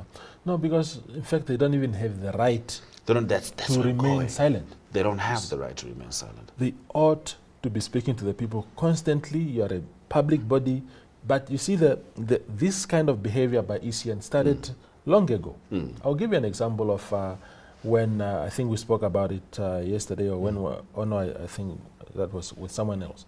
When I spoke about when this challenge by Dr. Panduleni Itula, this argument that somehow you cannot stand both in the presidential election and for parliament. So in other words, like for him, he's not standing for parliament. He's only standing for president, and he thinks that is what the law says. He then wrote to ECN to clarify that part. ECN wrote to government attorneys to say we need a legal opinion on this issue. ECN received the legal opinion from government attorneys, then they sat on that opinion piece, legal opinion. Dr. Itula is saying, what did your lawyer say? No, we can't tell you that. It's a client, whatever privilege that they talk about. Went to court. I think Itula also bungled the entire thing there in court. Then I think it was dismissed on technicalities or something like that. You don't have the right to sit on information like that. It's not about Itula. It's about me as a voter to know, am I supposed to be voting for Netumbo Nandi-Ndaitwah for parliament only or for president only? I ought to know that to get that information. But so they are arrogant. They don't share information. They are going to courts to protect this kind of information. The information is not for your in-house use. You tell us what the law says. I have just stumbled a disturbing thought, Toivo, because as we know constitutionally, if you do not have an outright majority for the presidency, we need to have a runoff. Yes. We are running out of ballot papers during the official election. So it's safe to say there was no way they would have been prepared for a runoff. Of course, a runoff happens over time, without a doubt, but certainly a shorter period of time than the time that the ECN would have known that we had these elections right now. Do you feel they've had the capacity to deal with a runoff given how this is already going? Or potential runoff? Yeah, so a runoff by law, the Electoral Act says that in the event of a runoff, it must take place within 60 days. So it implies that if there was any in this election, it must take place by end of January. Yes. So if you couldn't handle your capacity for 5 years, just to capacitate your operations for 5 years, how are you going to do it in 2 months? That's the question that I'm asking. Those are legitimate questions. Those are legitimate questions. So ECN is not instilling confidence in the electorate. Okay. This is a funded institution of the public, and they ought to be speaking to us. You're still with Election Watchers, hashtag Namibia Decides 2024. We'll take a quick break and return now.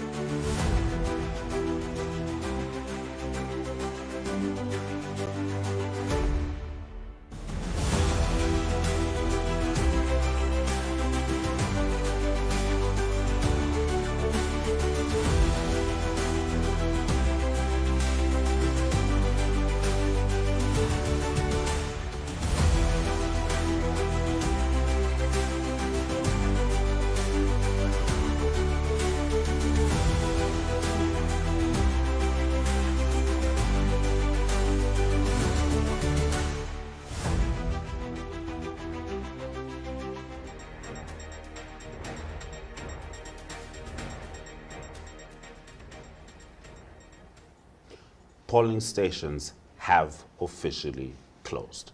If you're in the queue by 9 p.m., stay there. You will get to vote. Yes. You should get to vote. We did just see some words from the Electoral Commission. We'll dissect it right after this clip. Therefore, I want to assure the Namibian nation that we have ballot papers, and that at the moment we are busy sorting out to make sure that wherever the ballot paper is short, they are secured or distributed accordingly. And this is allowed in terms of the law. The fourth one, staying longer in the queues, the Commission has observed and noted reports regarding some numerous of people complaining of slow movement of the queues. I should state here that the Commission engineered the process to ensure that the people do not stay longer in the queues. However, so many factors could delay the process, including human factors. The fifth one, voter left behind by mobile polling stations or mobile polling teams. We got reports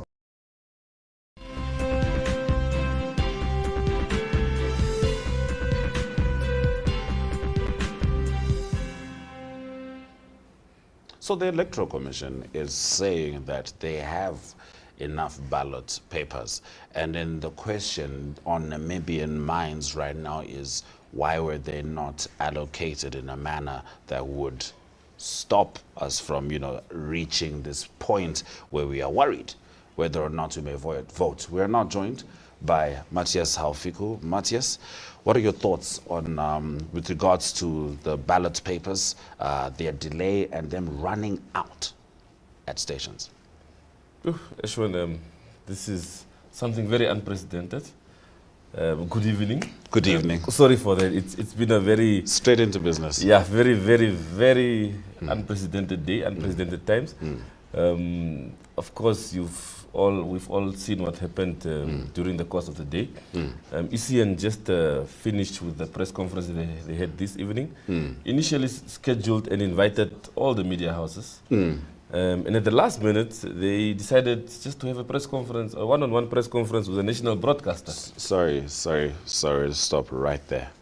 They initially invited all the media houses, and they only decided to go with the national broadcaster. That's correct. Which means if you are not like us who can source that information, if you do not have NBC, you do not know.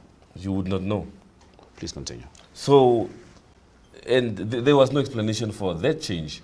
And of course, what transpired during the day is something that's unheard of, like I said earlier on.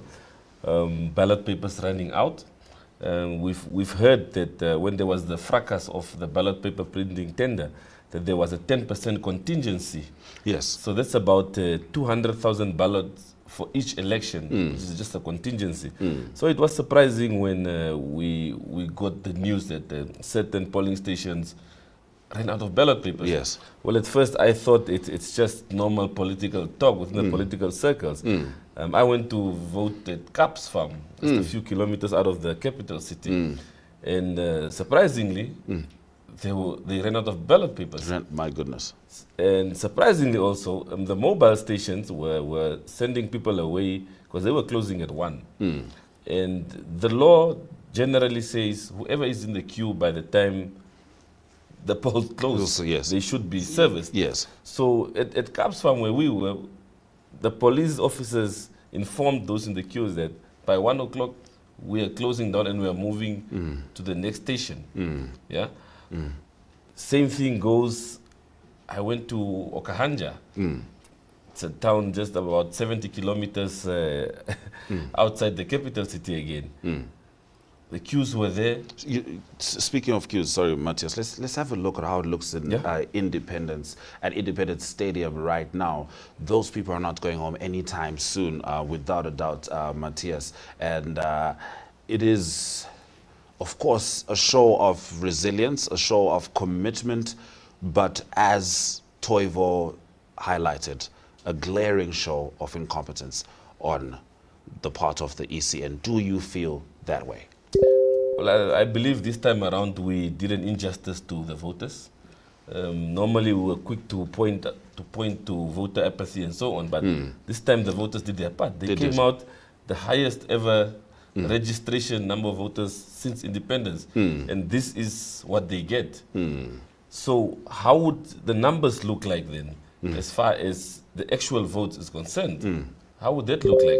It's going to be it's very concerning, but I mean, look, this is actually making me quite sad. You can see that lady, she does have some issues with her legs. I believe the condition is called elephantitis. There's a man with crutches sitting right next to her. All these people are waiting to vote late into the night. It shows that, you know, these decisions, if they're not taken as efficiently as they ought to, they're going to disadvantage even the already disadvantaged. Yes, most definitely, because if you see that ECN at their just ended press conference, they were saying that they've made contingency plans to get ballots to the polling stations where there was a shortage. But then again, and there were also certain parties who wrote letters. Yes, we spoke about the IPC. The IPC letter, LPM. Where LPM also had their press conference saying that they're calling for an extension. Yes. But I'm saying there's no point calling for an extension. There are no ballots. There's no ballots. Even if you extend the process. How will you vote? So what are you waiting for? Yes. Yeah, what are you waiting for? So IPC is threatening to sort of have it set aside. Approach the courts to set aside the entire process. Yes.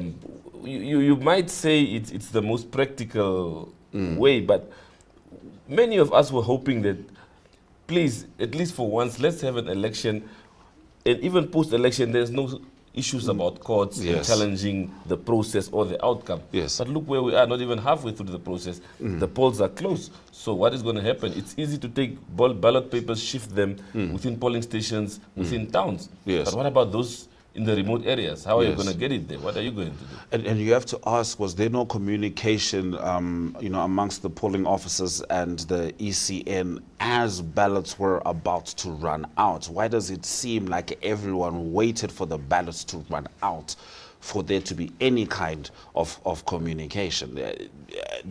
ECN, in their press conference, I'm not sure, did they highlight, you know, when they started hearing these concerns? Because I think part of the reason we're concerned as Namibians is we're the ones communicating this to them. Now, coming back to it, you said there was a press conference, and I can't let that go because we are talking about democracy. Does that not, because the flow of information is absolutely pivotal to democracy, does that not, in a sense, or let me phrase it differently, could one not potentially perceive a subversion of democracy in not making sure that every single media actor, which has officially, everybody knows who's registered to share news, who's allowed to share news, not having them in that room, only going with the state broadcaster? It's worrying, because if there's anything that ECN was supposed to prioritize today, it's their communication channels. Absolutely.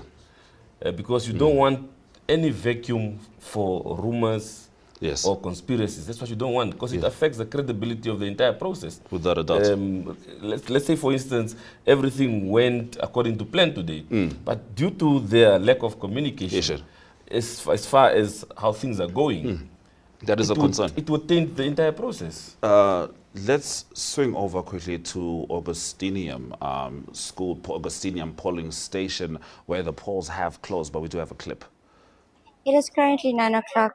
Augustinium has officially closed their gates. Nobody can enter. This is how far the queue is. It's a very long line to go. The IT guy only came now for the pad, for the tablet, to fix the tablet.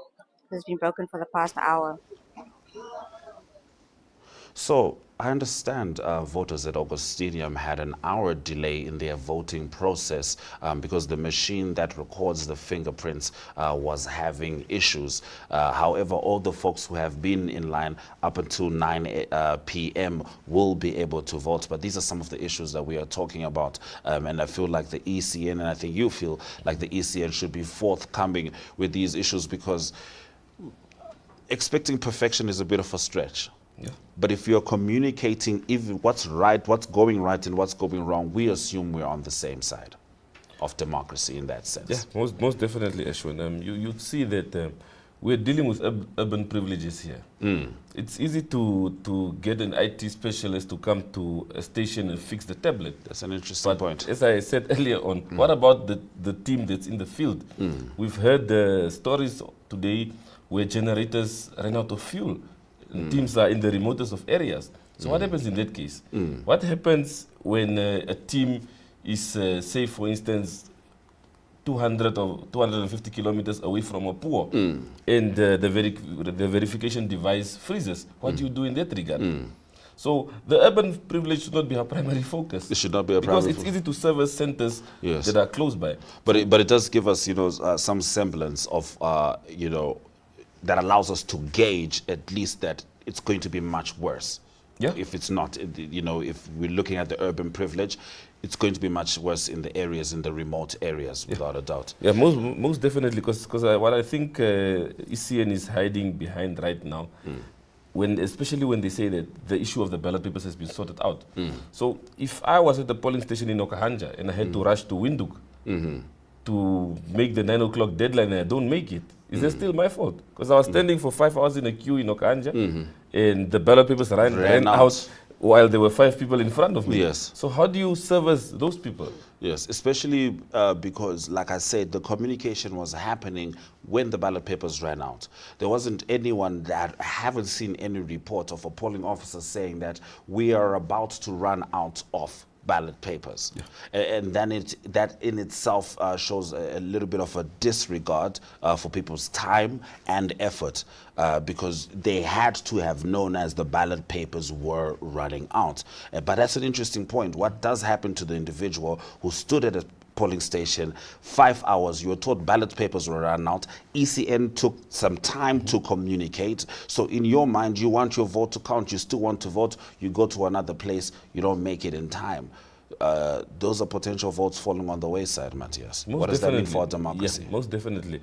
And during the last segment, you and Toivo spoke about the issue of the runoff.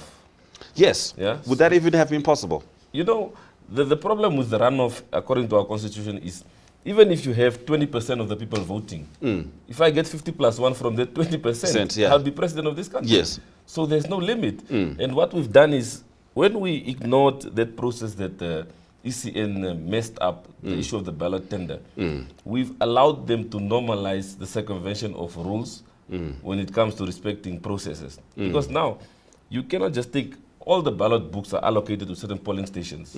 There are certain numbers, security features to say this ballot book is with polling team B. So you cannot just take a book and take it to another station for security purposes. So and that's why it takes so long to get a ballot book from one station to the other, because there is a process that needs to take place. Without a doubt. So there are security features in place. Yes. Because every ballot book needs to be accounted for, and who signed them off, how many ballots did they leave with.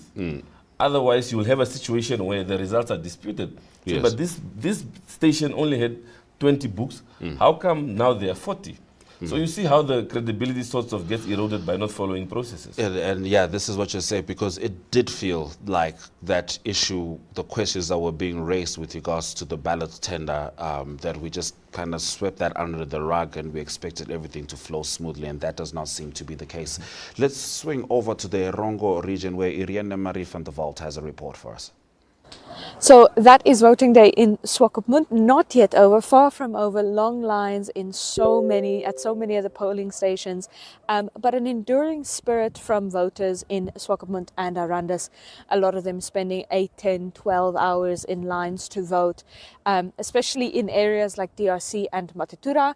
There were some fights about mothers with children not being given a first courtesy to go vote, but as one of the presiding officers at one of these polling stations behind me explained, that one child suddenly gets 10 mothers throughout the course of the day. So Swakopmund is now growing windy, and that tells us it's about nighttime in Swakopmund.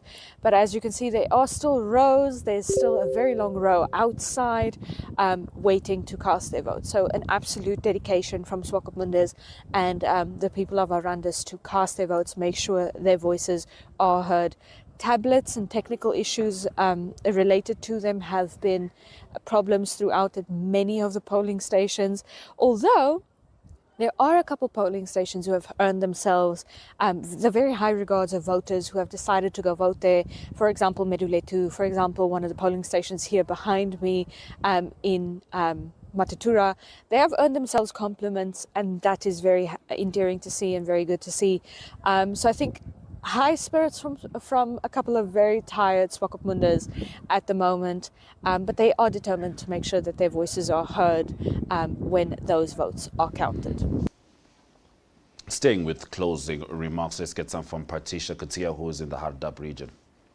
Good day, it's Patricia Kutia here in the Riabos constituencies, that is rural, east and west. For most of my day, I was in Riabos, covering the various polling stations. We started at the roadblock out of Windhoek towards Riabos, then went to Groot Oop and came all the way here. It was my first time covering elections from this point of view, and it was interesting to see how passionate and emotional people can get during this time. And it was also a nice experience to see how friendly people can be. We met a lot of presiding officers, a lot of police officers, and all of them were really cooperative. They were friendly, they were nice to talk to, and most people had a lot to say about the elections. We did hear a lot of complaints, of course, about the heat, about the long queues. We did see that what we heard from the community didn't always collaborate with what was said by the presiding officers of the different polling stations. But it was just interesting to see how emotional it can get. It was interesting to see how many of the youth turned up in numbers to cast their votes and to make their voices heard. But overall, the experience was exhaustingly fun, and If I was asked to do this again, I would think about it, but at the end, I would say yes. Yeah. So that was Patricia Kutsia giving us her closing remarks. We're certainly grateful for all our reporters across the country, making sure that you get the news as it's coming in. Matthias, we touched on this with Toivo, but let's expand on it. One of the misconceptions is that ECN not doing what it's expected to do as efficiently doesn't affect, for example, SWAPO. Well, it would be a fallacy to say it won't affect any of the parties. It's a national presidential issue. candidates, yeah. Because the candidates and the parties themselves would have made their projections as to say what they think they will garner during these elections.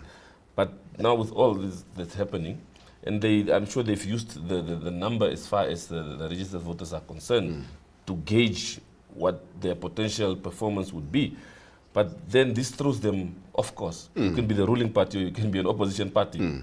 Because you don't know that voter A or voter C who decided to abandon the queue because they've waited for too long, there are no ballots. That could be your potential vote. Your potential. Yeah. That could be that vote that stops you from needing a runoff, potentially. Yeah. So was it Windhoek East, I think, during the 2020 regional and local authority election, there was one vote difference. One vote difference. And also, this is part of the reason we are urging people to stay in the queue, especially if you're already there by 9 p.m. Your vote absolutely counts. And in fact, you want your votes to echo your voice without a doubt.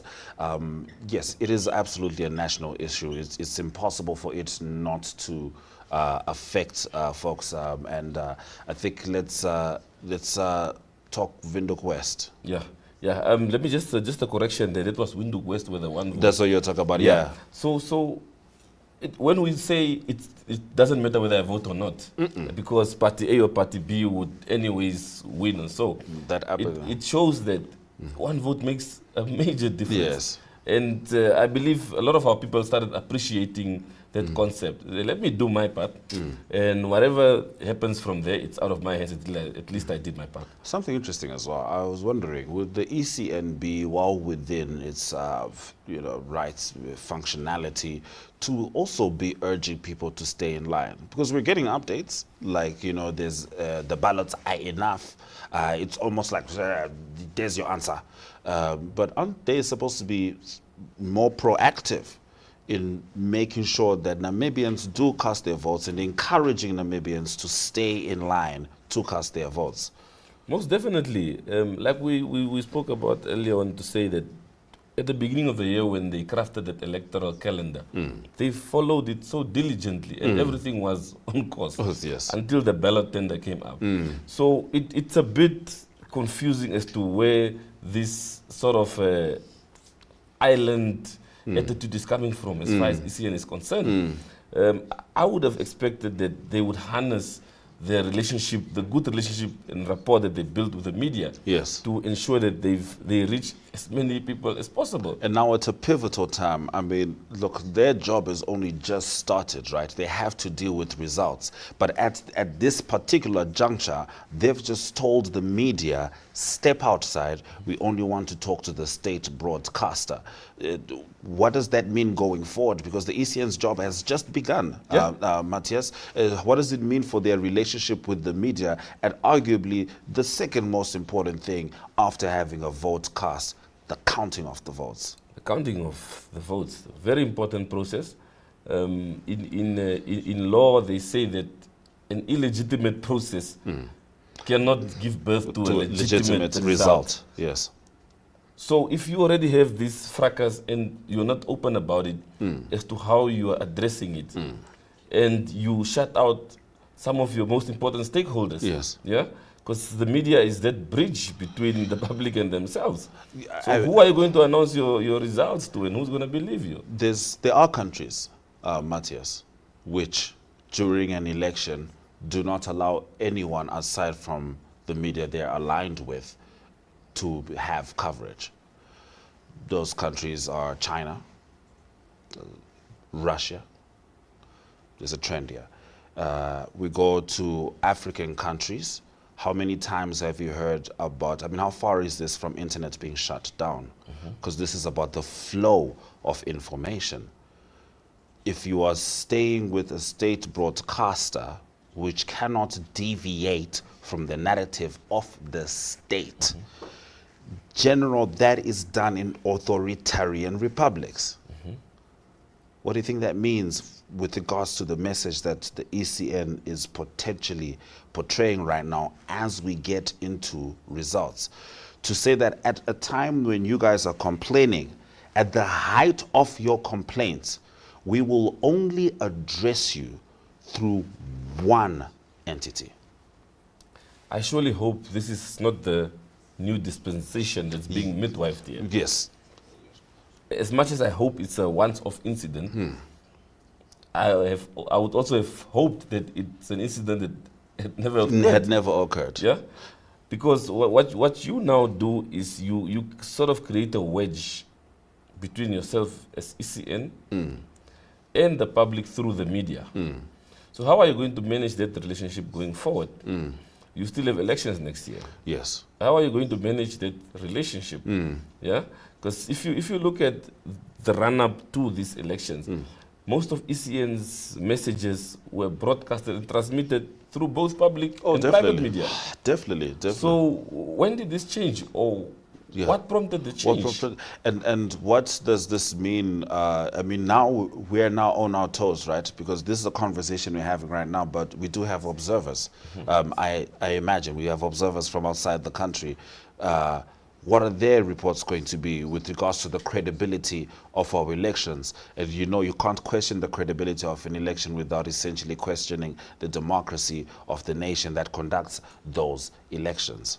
It's a tricky one because you'll see that most of the times these observer teams, by the time they issue their report, the real processes have not even taken place yet. They already have preliminary reports in place. Yes. And how much room for amendment is there? Because you would have seen them at some polling stations, just observing what's happening in the queues, how's the voting process. I mean, they would come to a station and stay there for less than 5 minutes.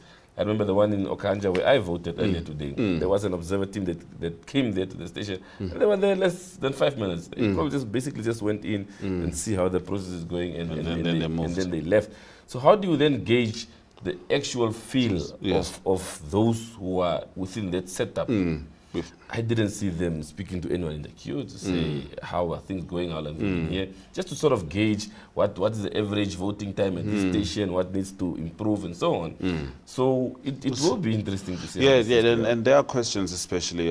It's hard to ignore that statement, an alert that was issued by the United States Embassy to its residents in Namibia, which was something that could have been echoed in a much less stable nation, and it almost felt preemptive, and we'll get into that. But let's also look at the headlines that we can expect in tomorrow's paper. This is what Republican is going with, that powerful image by Elizabeth Klebes, people voting next to a dump site. How ironic. How ironic. Namibian Sun, the what ifs of the 2024 election. That is what the paper is running with. And of course, Argumenta Zeitung also keeping us informed. Please do make sure that you grab each of these papers tomorrow as Namibian citizens to make sure that you also stay informed. The impact of social media on elections in Namibia, very, very important, very essential having a look at this. I mean, some of the campaigns have almost entirely been based on social media. They had to now figure out how to be outside because they were tweeting efficiently but had no idea what it meant to walk into everything. So we come back to, I don't know if you saw that alert by the United States Embassy. Well, I felt like I'm in some unstable country. I felt like I don't even want to mention the name of the country. Yes. Of the country that's it's in our head. It's in our heads. I know the country quite well. Yeah. But look, it's always good to be preemptive because you don't want the situation to get out of hand before you act. It might seem harsh to us on the ground to say, but we are nowhere near this. We don't do any of that. Yeah, we are nowhere near this. But it's always good to preempt the situation and sort of just nip it in the bud before it gets too far. All right. No, Yeah. very, very interesting over there. Yeah. So let's just quickly have a quick look at one of the correspondents, Zoe Carsten, as she was signing out in Hardap. Good day, my name is Zoe Karsten and I'm here in Rubov. For the elections today, I was in the Rubov Urban, West and East constituencies at the different polling stations. We were also at the Groep Oak polling stations today, and I must say today has been going on smoothly. And although the polling lines at the stations were long, the people were very determined to cast their vote and stand in line. There were a few technical difficulties at some of the polling stations where the tablets didn't work for a certain amount of time, but it was quickly resolved and voters then continued to vote. And it was my first time voting today, so I felt very welcomed by the officers and the polling officials that were willing to help me. And at the different polling stations, there was no fuss, no drama. People were calm and collected, and things went very smoothly. At some of the stations, people were upset about the long lines, but they kept on standing. And yeah, going to the last few polling stations, and then all is well.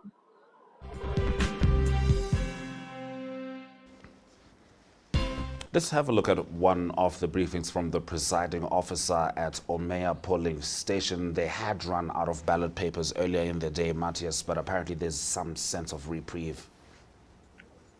There are some books in Windhoek that I will have to go. I will send my people to go collect again, plus minus maybe 3 books each. That is a 300, if I may so put it. So, are you willing to wait? Yes. Okay, thank you very much. So that is exactly what is going to happen now. I will just quickly go send my people to go collect the book. Is it enough? Now, we have to just find the last person in the queue. The very last. Very interesting there. That's happening at Omea. We'll see how the voting goes there. But let's talk a bit about earlier in the day, LPM said they want an extension. They want the extension to go to 2 p.m. And then NEFF, two parties you could say, I mean, their core issue is land. Definitely. Essentially, they've got the same alignment. However, not with time. Because NEFF is saying let's take it to 5 p.m. tomorrow. So we don't know if the time will keep on exchanging, but you know, there it is. They've joined the growing call for the extension of the voting process until at least 5 p.m. on Thursday. This is owing to the shortage. What does this mean? Let's say that announcement is made, that the hours can extend. I understand that can only be done by the president. That's correct. There is a legal process that must take place. Okay. Yeah, and there's a reason why today is a public holiday also. Because the queues. People have to go to work. Yes. So what are you going tomorrow is a normal working day. And people are voting for longer than they anticipated to do. So what does that mean? So you see how simple lack of planning on the part of the ECN is now having a ripple effect on the entire system. Yes. So now it comes to the economy. So if you extend the time, would there be another public holiday again? What does that mean for economic performance? Yes. So you see the ripple effect. It's not just about elections or ballot papers running short. There's an entire system that's being compromised by this. So how do we go about it? It'll be interesting to see. Because when I got the invite from ECN earlier today that they'll be having a press conference, one of the core issues I expected them to speak about is the potential extension or not of the voting hours. Yeah. It didn't come out. Well, to be quite clear, it may have come out, but your invite was rescinded. And that could be another factor. That could be another factor. You know, you were expecting to go there to get this information, and this is the other thing, because the state broadcaster, as efficient as they are not going to be able to represent all the questions that Namibians have, and thus it is important to get a wide range of questions so you can, you know, be accountable to the entire nation. So you're saying that we're looking here at a domino effect, which is stretching to the tender for the ballot boxes. This domino effect, do you feel, because you know opposition politics, it's going to be very difficult, because here's the thing, everybody's anticipating to grow their following. Some are anticipating to win, some are anticipating to barely hold on to second, some are anticipating to lose second. Fair and fine. Results come out as they come out. It's impossible that they don't come back to this process, Matthias.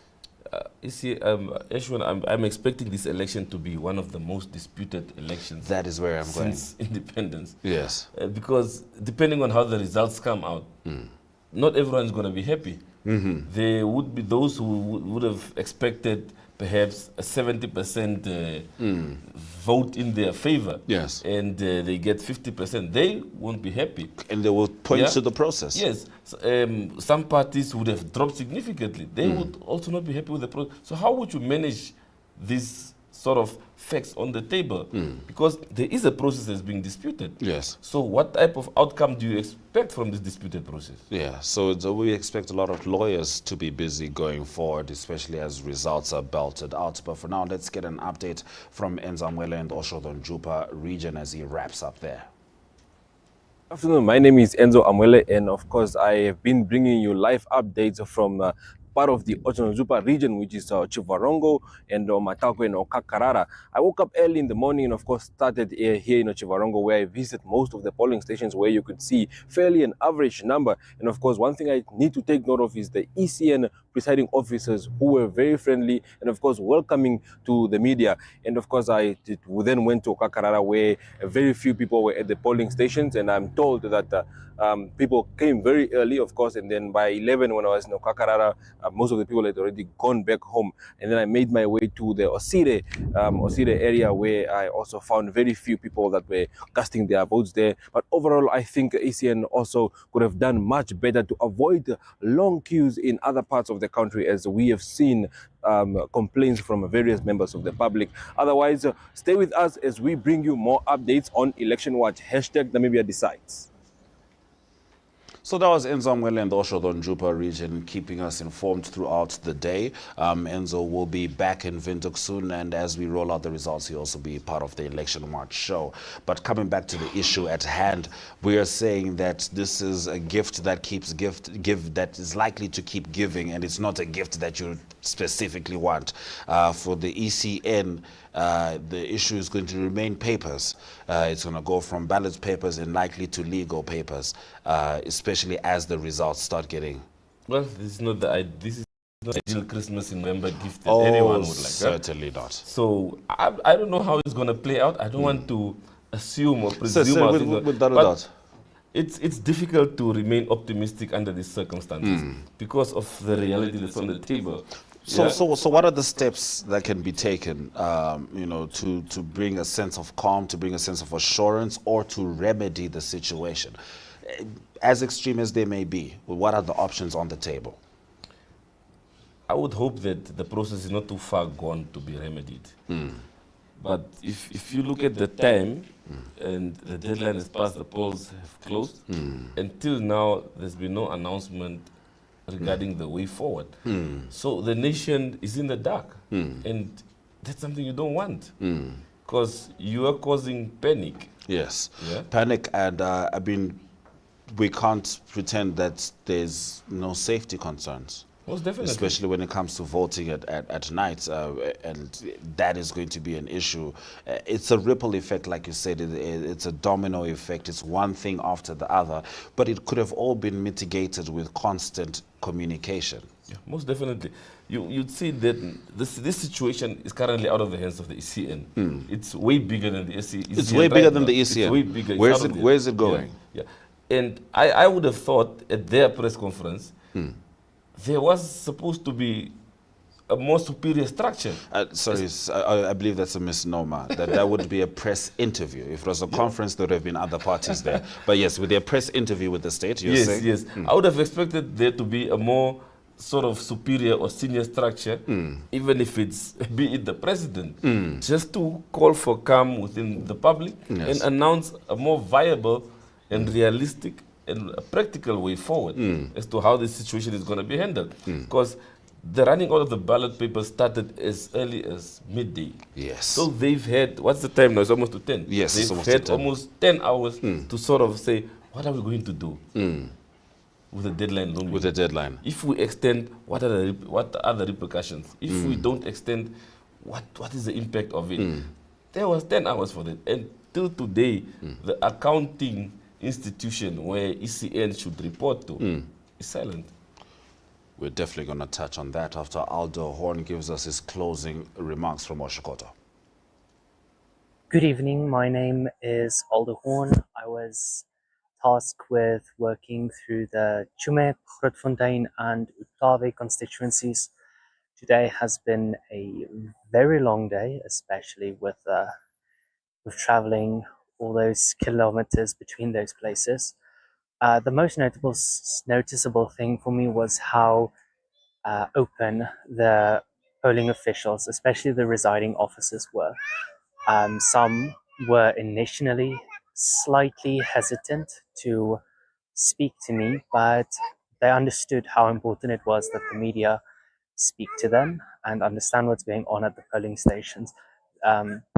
I really appreciate that they were able to work with me so well. The people were also incredibly friendly, especially at the start of the day, but people started to get very cranky as the day went on, especially when some of them have been waiting in line for 6, 7, 8 hours on end in the scorching hot sun. I appreciate everyone's patience, and I do think that while this was a good run, it can definitely have some improvements. Thank you, Aldo Horn, reporting from the Oshodon-Jupa region. Now, Matthias, you were just saying there has been no communication from the ECN or the accountants that are meant to receive the numbers, or to deal with the numbers. Yeah, well, the deafening silence is a cause of concern, like we mentioned earlier on, I believe. I'm not sure if ECN has consulted, have had any consultations with the stakeholders, because I know the political parties have been having their own sort of press engagement and public announcement. So it would seem that everyone is on their own right now. Everyone is saying what's within their interest. And that is the worrying part. Because you have so many narratives coming out of sort of the same pot. Yes. Very different. Yes. Very worrying. Yes. And as a member of the public, you'd be wondering, so what's going to come of this? There was a country that had issues with regards to ballot boxes. And right now, they are hitting empty pots with wooden sticks as protest. That is in Mozambique. They had the same issue, and the last thing you want is for people to have results presented to them, and then you have several folks saying, this cannot be it. Because at that point, folks now start feeling that they need to take it upon themselves to represent whatever narrative a political party could push with regards to those results. And then ultimately, as we are saying, then there is no defense, because if there was communication each and every step of the way, that is what we would have been able to mitigate, because even the news flow cannot be manipulated by political parties.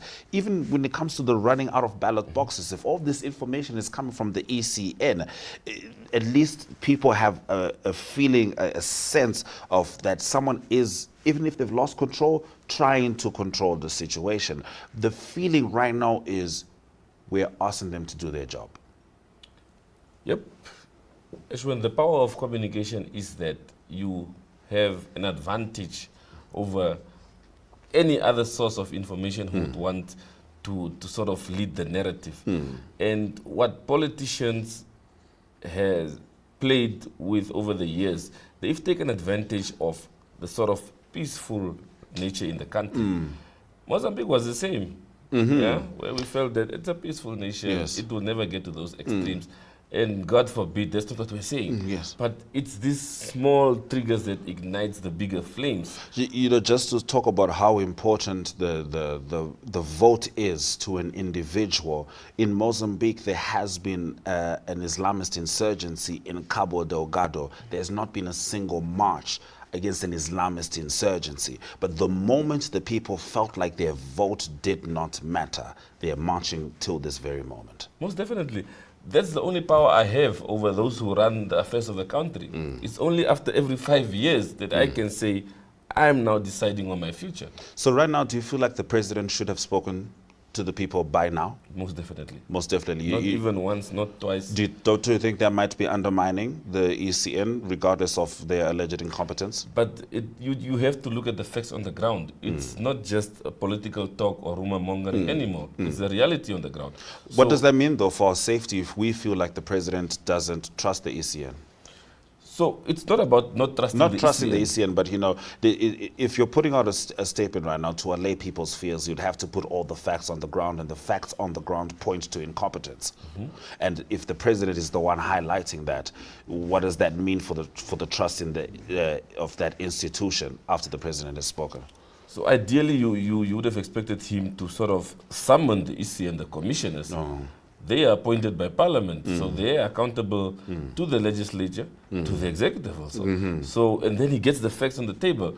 One thing about facts and reality is it's not like perception where you can sway it. Yes. So he has to say it as it is. As it is. He is the commander-in-chief of the country. That is his responsibility. So you need to find a way to calm your troops, your members of the public, your people that put you in power. Yes. So it's not a matter of pinpointing who's wrong or who's right. No. There is a country that needs to be managed. Yes.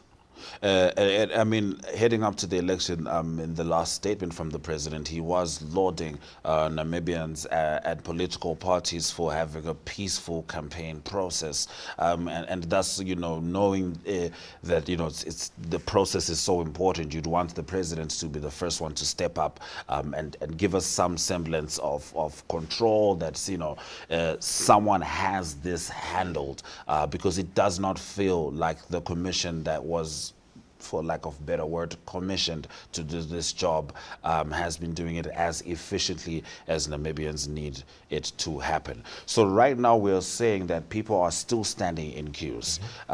It's towards 10 p.m. The people are of different ages, different abilities with regards to bodily function. They are women. It's not just about the time you're waiting until you vote, it's also about getting home safely. These are all issues that, you know, that the ECN is going to be having to handle. But let's move over to Elizabeth Pregibes as she gives us her wrap up from the Khomas region. Hi everyone, my name is Elizabeth Gabes and I am with the Network Media Hub. I was tasked to look at the polling stations in mostly the Moses Garweb constituency and most of the polling stations in the Havana area. So what I've realized throughout the day is that there's a common complaint from all of the registered voters, is that ECN was just not ready, be it a lack of sufficient ballot papers, be it the setup, be it the queues that are too long and that's taking time to progress. Yeah, those were the key points that I picked up throughout the day. And also I've ended now here in an area, at a polling station in the Havana area, in the most desolate and most vulnerable parts of Windhoek. And what some of the people are saying is that ECN just did not care about them. And the main concern is the fact that they might not be able to vote or finish casting their vote today, which would be sad. So yeah, that was in a nutshell what we experienced today. So we hope to see some change throughout the rest of the night, because the night is still young. So that was Elizabeth Klebus, reported from the Commerce region. She's the one who had that very powerful image in Havana earlier of folks voting next to a dump site. Truly something that is going to be ingrained in people's minds for a long, long time. We showed you what the headlines are going to be in the Namibian Sun, Republican and Algemene Zeitung. This is what New Era is going to be running with tomorrow. Gava residents U-turn on a vote, a boycott, and it's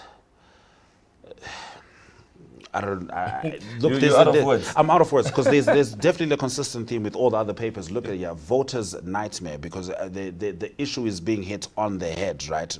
We're talking about ballots running out. I will go have a look at the other paper, but it seems like they may have shied away for some reason from the full reality of the situation, subject to confirmation. Most definitely, and it's rare that you find newspapers on a specific day speaking along similar lines. Yeah, because everyone would always want this sort of to have the headline that stands out. Yes. But situations like this, that's all you can say. Yes. There's nothing, you can't put it in a different way. Yes, without a doubt. And there's no avoiding what it means for our democracy. And with that, there comes a certain sense of responsibility, to tell the people what's going on as it is. And we always understand the proclivity of governments. And we know, I mean, at the bottom of all of this, one can kind of gauge that ECN didn't want to communicate because they're afraid that they say the wrong thing, and they're also kind of hoping it all blows over, and that's unfortunately just not in the job description, because the Electoral Commission's job is to record, speak. Yeah. Well, like I said earlier on, I believe the situation is now far beyond what ECN can handle. There needs to be a senior structure that is going to step in. Outside, is there structure outside of the president that can? Well, remember the commissioners are appointed by Parliament, recommended to the president for final endorsement. So there is a structure that needs then to intervene and say, what is going on? What is your plan? And how viable is this plan? Yes. Let's get some final words from Octavia Tsives, who is in the Erongo and Kunene regions, specifically in Kunene, for this report.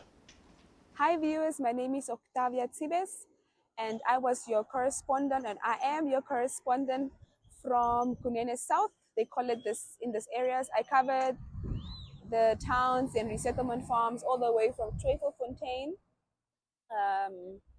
Korrigas, Ocho, Kamayap, Fransfontein, Sesfontein, all those areas. My experience, this is my second presidential election that I'm doing, and I must say that this time around it was well organized. All the queues, all the polling stations went well. There were no complaints in terms of the ballots finishing or the queues being long. Most of the people in these areas live in the resettlement farms, and the good thing that I experienced, or that the residents this side experienced, was the fact that they had mobile stations within the farms. And I think the people really organized themselves to go to these different polling areas, polling stations that are mobile, to cast their votes, and it went very well. I was able to vote at a mobile station which is 40 kilometers outside of Korrigas, at Tsutama farm, and there were literally 4 people ahead of me. This time around, I must say that the presiding officers were more welcoming to the media, as well as the officers. They worked well together. They understood that the elderly people could go in and cast their vote, and those that are pregnant and those with special conditions could go in and cast their vote, which was well organized, and it was very, very smooth. So yeah, now we are just ready to soldier on from 9 o'clock. I think that's when the real job begins. And that's from me, Octavia. So that's Octavia Tsives in the Kunene region, making sure that we stay informed. Now we have an important update that just came in. This is in Cape Manzoupa. Our reporter Otis Daniel received this message from a supervisor saying all polling stations must remain open until further notice. I think there's something to dissect there, Matthias, because from our understanding, if a Namibian is in the line at 9 p.m., they will vote. What are these orders? Again, it speaks to poor communication, because now there's a piecemeal release of information going on, and that's where the confusion comes. Because when I'm a presiding officer, I'm trained, say, by 9 o'clock. We tell the police officer, go and stand behind the last person. Yes. So these orders, is it regulations that have been gazetted, or where are they coming from? Because what it seems to imply is that they'll be told when the polling station would close. I mean, surely there's no other orders except finish your job, which means that no matter who's in the line, everybody has to vote. That could be at 10 p.m. in Okahanja, that could be at 12 p.m. At Caps Farm. It's going to be different times altogether. Someone essentially, sending that message, and you're saying like it does leave room for speculation, and it is our job to investigate information. So we're not going to let it fall by the wayside. What does it mean when a polling officer is told until further orders? We spoke earlier on about allowing ECN to sort of have leeway as to when to follow the law and when not to follow the law. So how legal are these orders? That's what we need to find out. Yeah. That's what we need to be clear on. Because all along they've been hiding behind the law when they've been asked, can you give a sort of time frame in which the results will be released? Can you allow this specific group of people also to take part in the special vote? Their answer was always, the law does not allow it. The law does not allow. So this order, does the law allow for it? So the sort of inconsistent application of the law brings us to where we are today. Yes, without a doubt. Yeah. You can't escape the feeling that the ECN could be buying time because the ballots are simply not there. Well, it's a gamble in my case. It's a gamble of the vote. It's a gamble of the vote in the sense that these mini crises that are taking place, somewhere there's a bigger sort of surprise that's brewing. You know, Matthias, one of the things my father still consistently tells me is don't play at night. He says, he's always said, don't play at night. The night is in itself its own beast. We're talking about ballot papers, things that are supposed to move up and down. Again, all of this just keeps opening up room for questions, because it's different for us. There's a difference in optics of us seeing a truck moving with the ballot boxes during the day and seeing that truck moving at night. Let me give you this scenario. So each polling team is moving around with 2 police officers. Yeah, there's a reason for that. Yeah. It's to protect the sensitive material. Yes. And when you get to the station, it's to maintain order at the station. Yeah. The police, the Namibian police, has deployed 4,677 police officers to the entire election operation. So when these ballots are moved from point A to B, are they under any supervision? That is the question that we ask. ask. If they are under any supervision, who's manning the polling stations? While the ballots are moving with those 2 allocated police officers. And this is a question that could have been answered if you were allowed into that press conference. And who's manning the ballot boxes Yes. at those stations that are now left unattended? Exactly. So it's a domino effect again. It's a domino effect, but also, was this not information that we should have known prior to the election? Well, that's where we we thought everything would be smooth sailing. Kumbaya. Kumbaya, indeed. All right, so let's get some words from Philip Joseph, who is in the Kavango region. A very good evening to all our viewers. Philip S. Joseph here, reporting to you from the Kavango East region. I must say kudos and credit goes out to the presiding officers with their team in the different polling stations in the different constituencies. They have made my job a lot easier. They've been very welcoming. They have been welcoming to majority of, if not all, the media houses. As someone that has covered the elections for the first time, it has been a joyful experience, and I'm just truly honored to be part of the election that is responsible for driving our nation forward as a whole. And yeah, in terms of challenges that I faced, the only thing for me was the connectivity in terms of network, especially with some of the polling stations that meant that I had to drive a bit deeper in some of the constituencies. So that was the only issue. But other than that, I must say it was actually good to pick up a few words because I wasn't familiar with the language. But all in all, what an experience it has been for me as a journalist. Thank you. And we get our final report for the evening from Kenya Kambowe in the Ohangwena and Oshkoto regions. Good evening, viewers. It's Kenya Kambowe, the Network Media Hub correspondent in the northern regions. So basically what happened today was I was providing you with those live updates from the Ohangwena region, where my first stop was the Omedi Palace, which is the palace of the Okwanyama Traditional Authority. So when I arrived there around 6:30, we noticed that there was no electricity, and this was due to a power failure that occurred at Onono substation. But however, 35 minutes later, that issue was resolved. I was able to witness, or I was so fortunate to witness the Queen of the Okwanyama Traditional Authority. That was Kenya Kambowe bringing us his final report from Ohangwena and Oshikoto regions. This has been Election Watch as hashtag Namibia Decides 2024. To be quite frank with you, Namibia is still going to be deciding for some time heading into the night. But in the morning, Africa, good morning. I'll be giving you an update with regards to elections, how things are going, and then we'll start picking up, hopefully with the results from 8:30. Either way, we'll make sure that we keep you informed. From Matthias Haufiko, Ashwin Berry, it's been an honor serving the Namibian nation today. Let's see how it all pans out.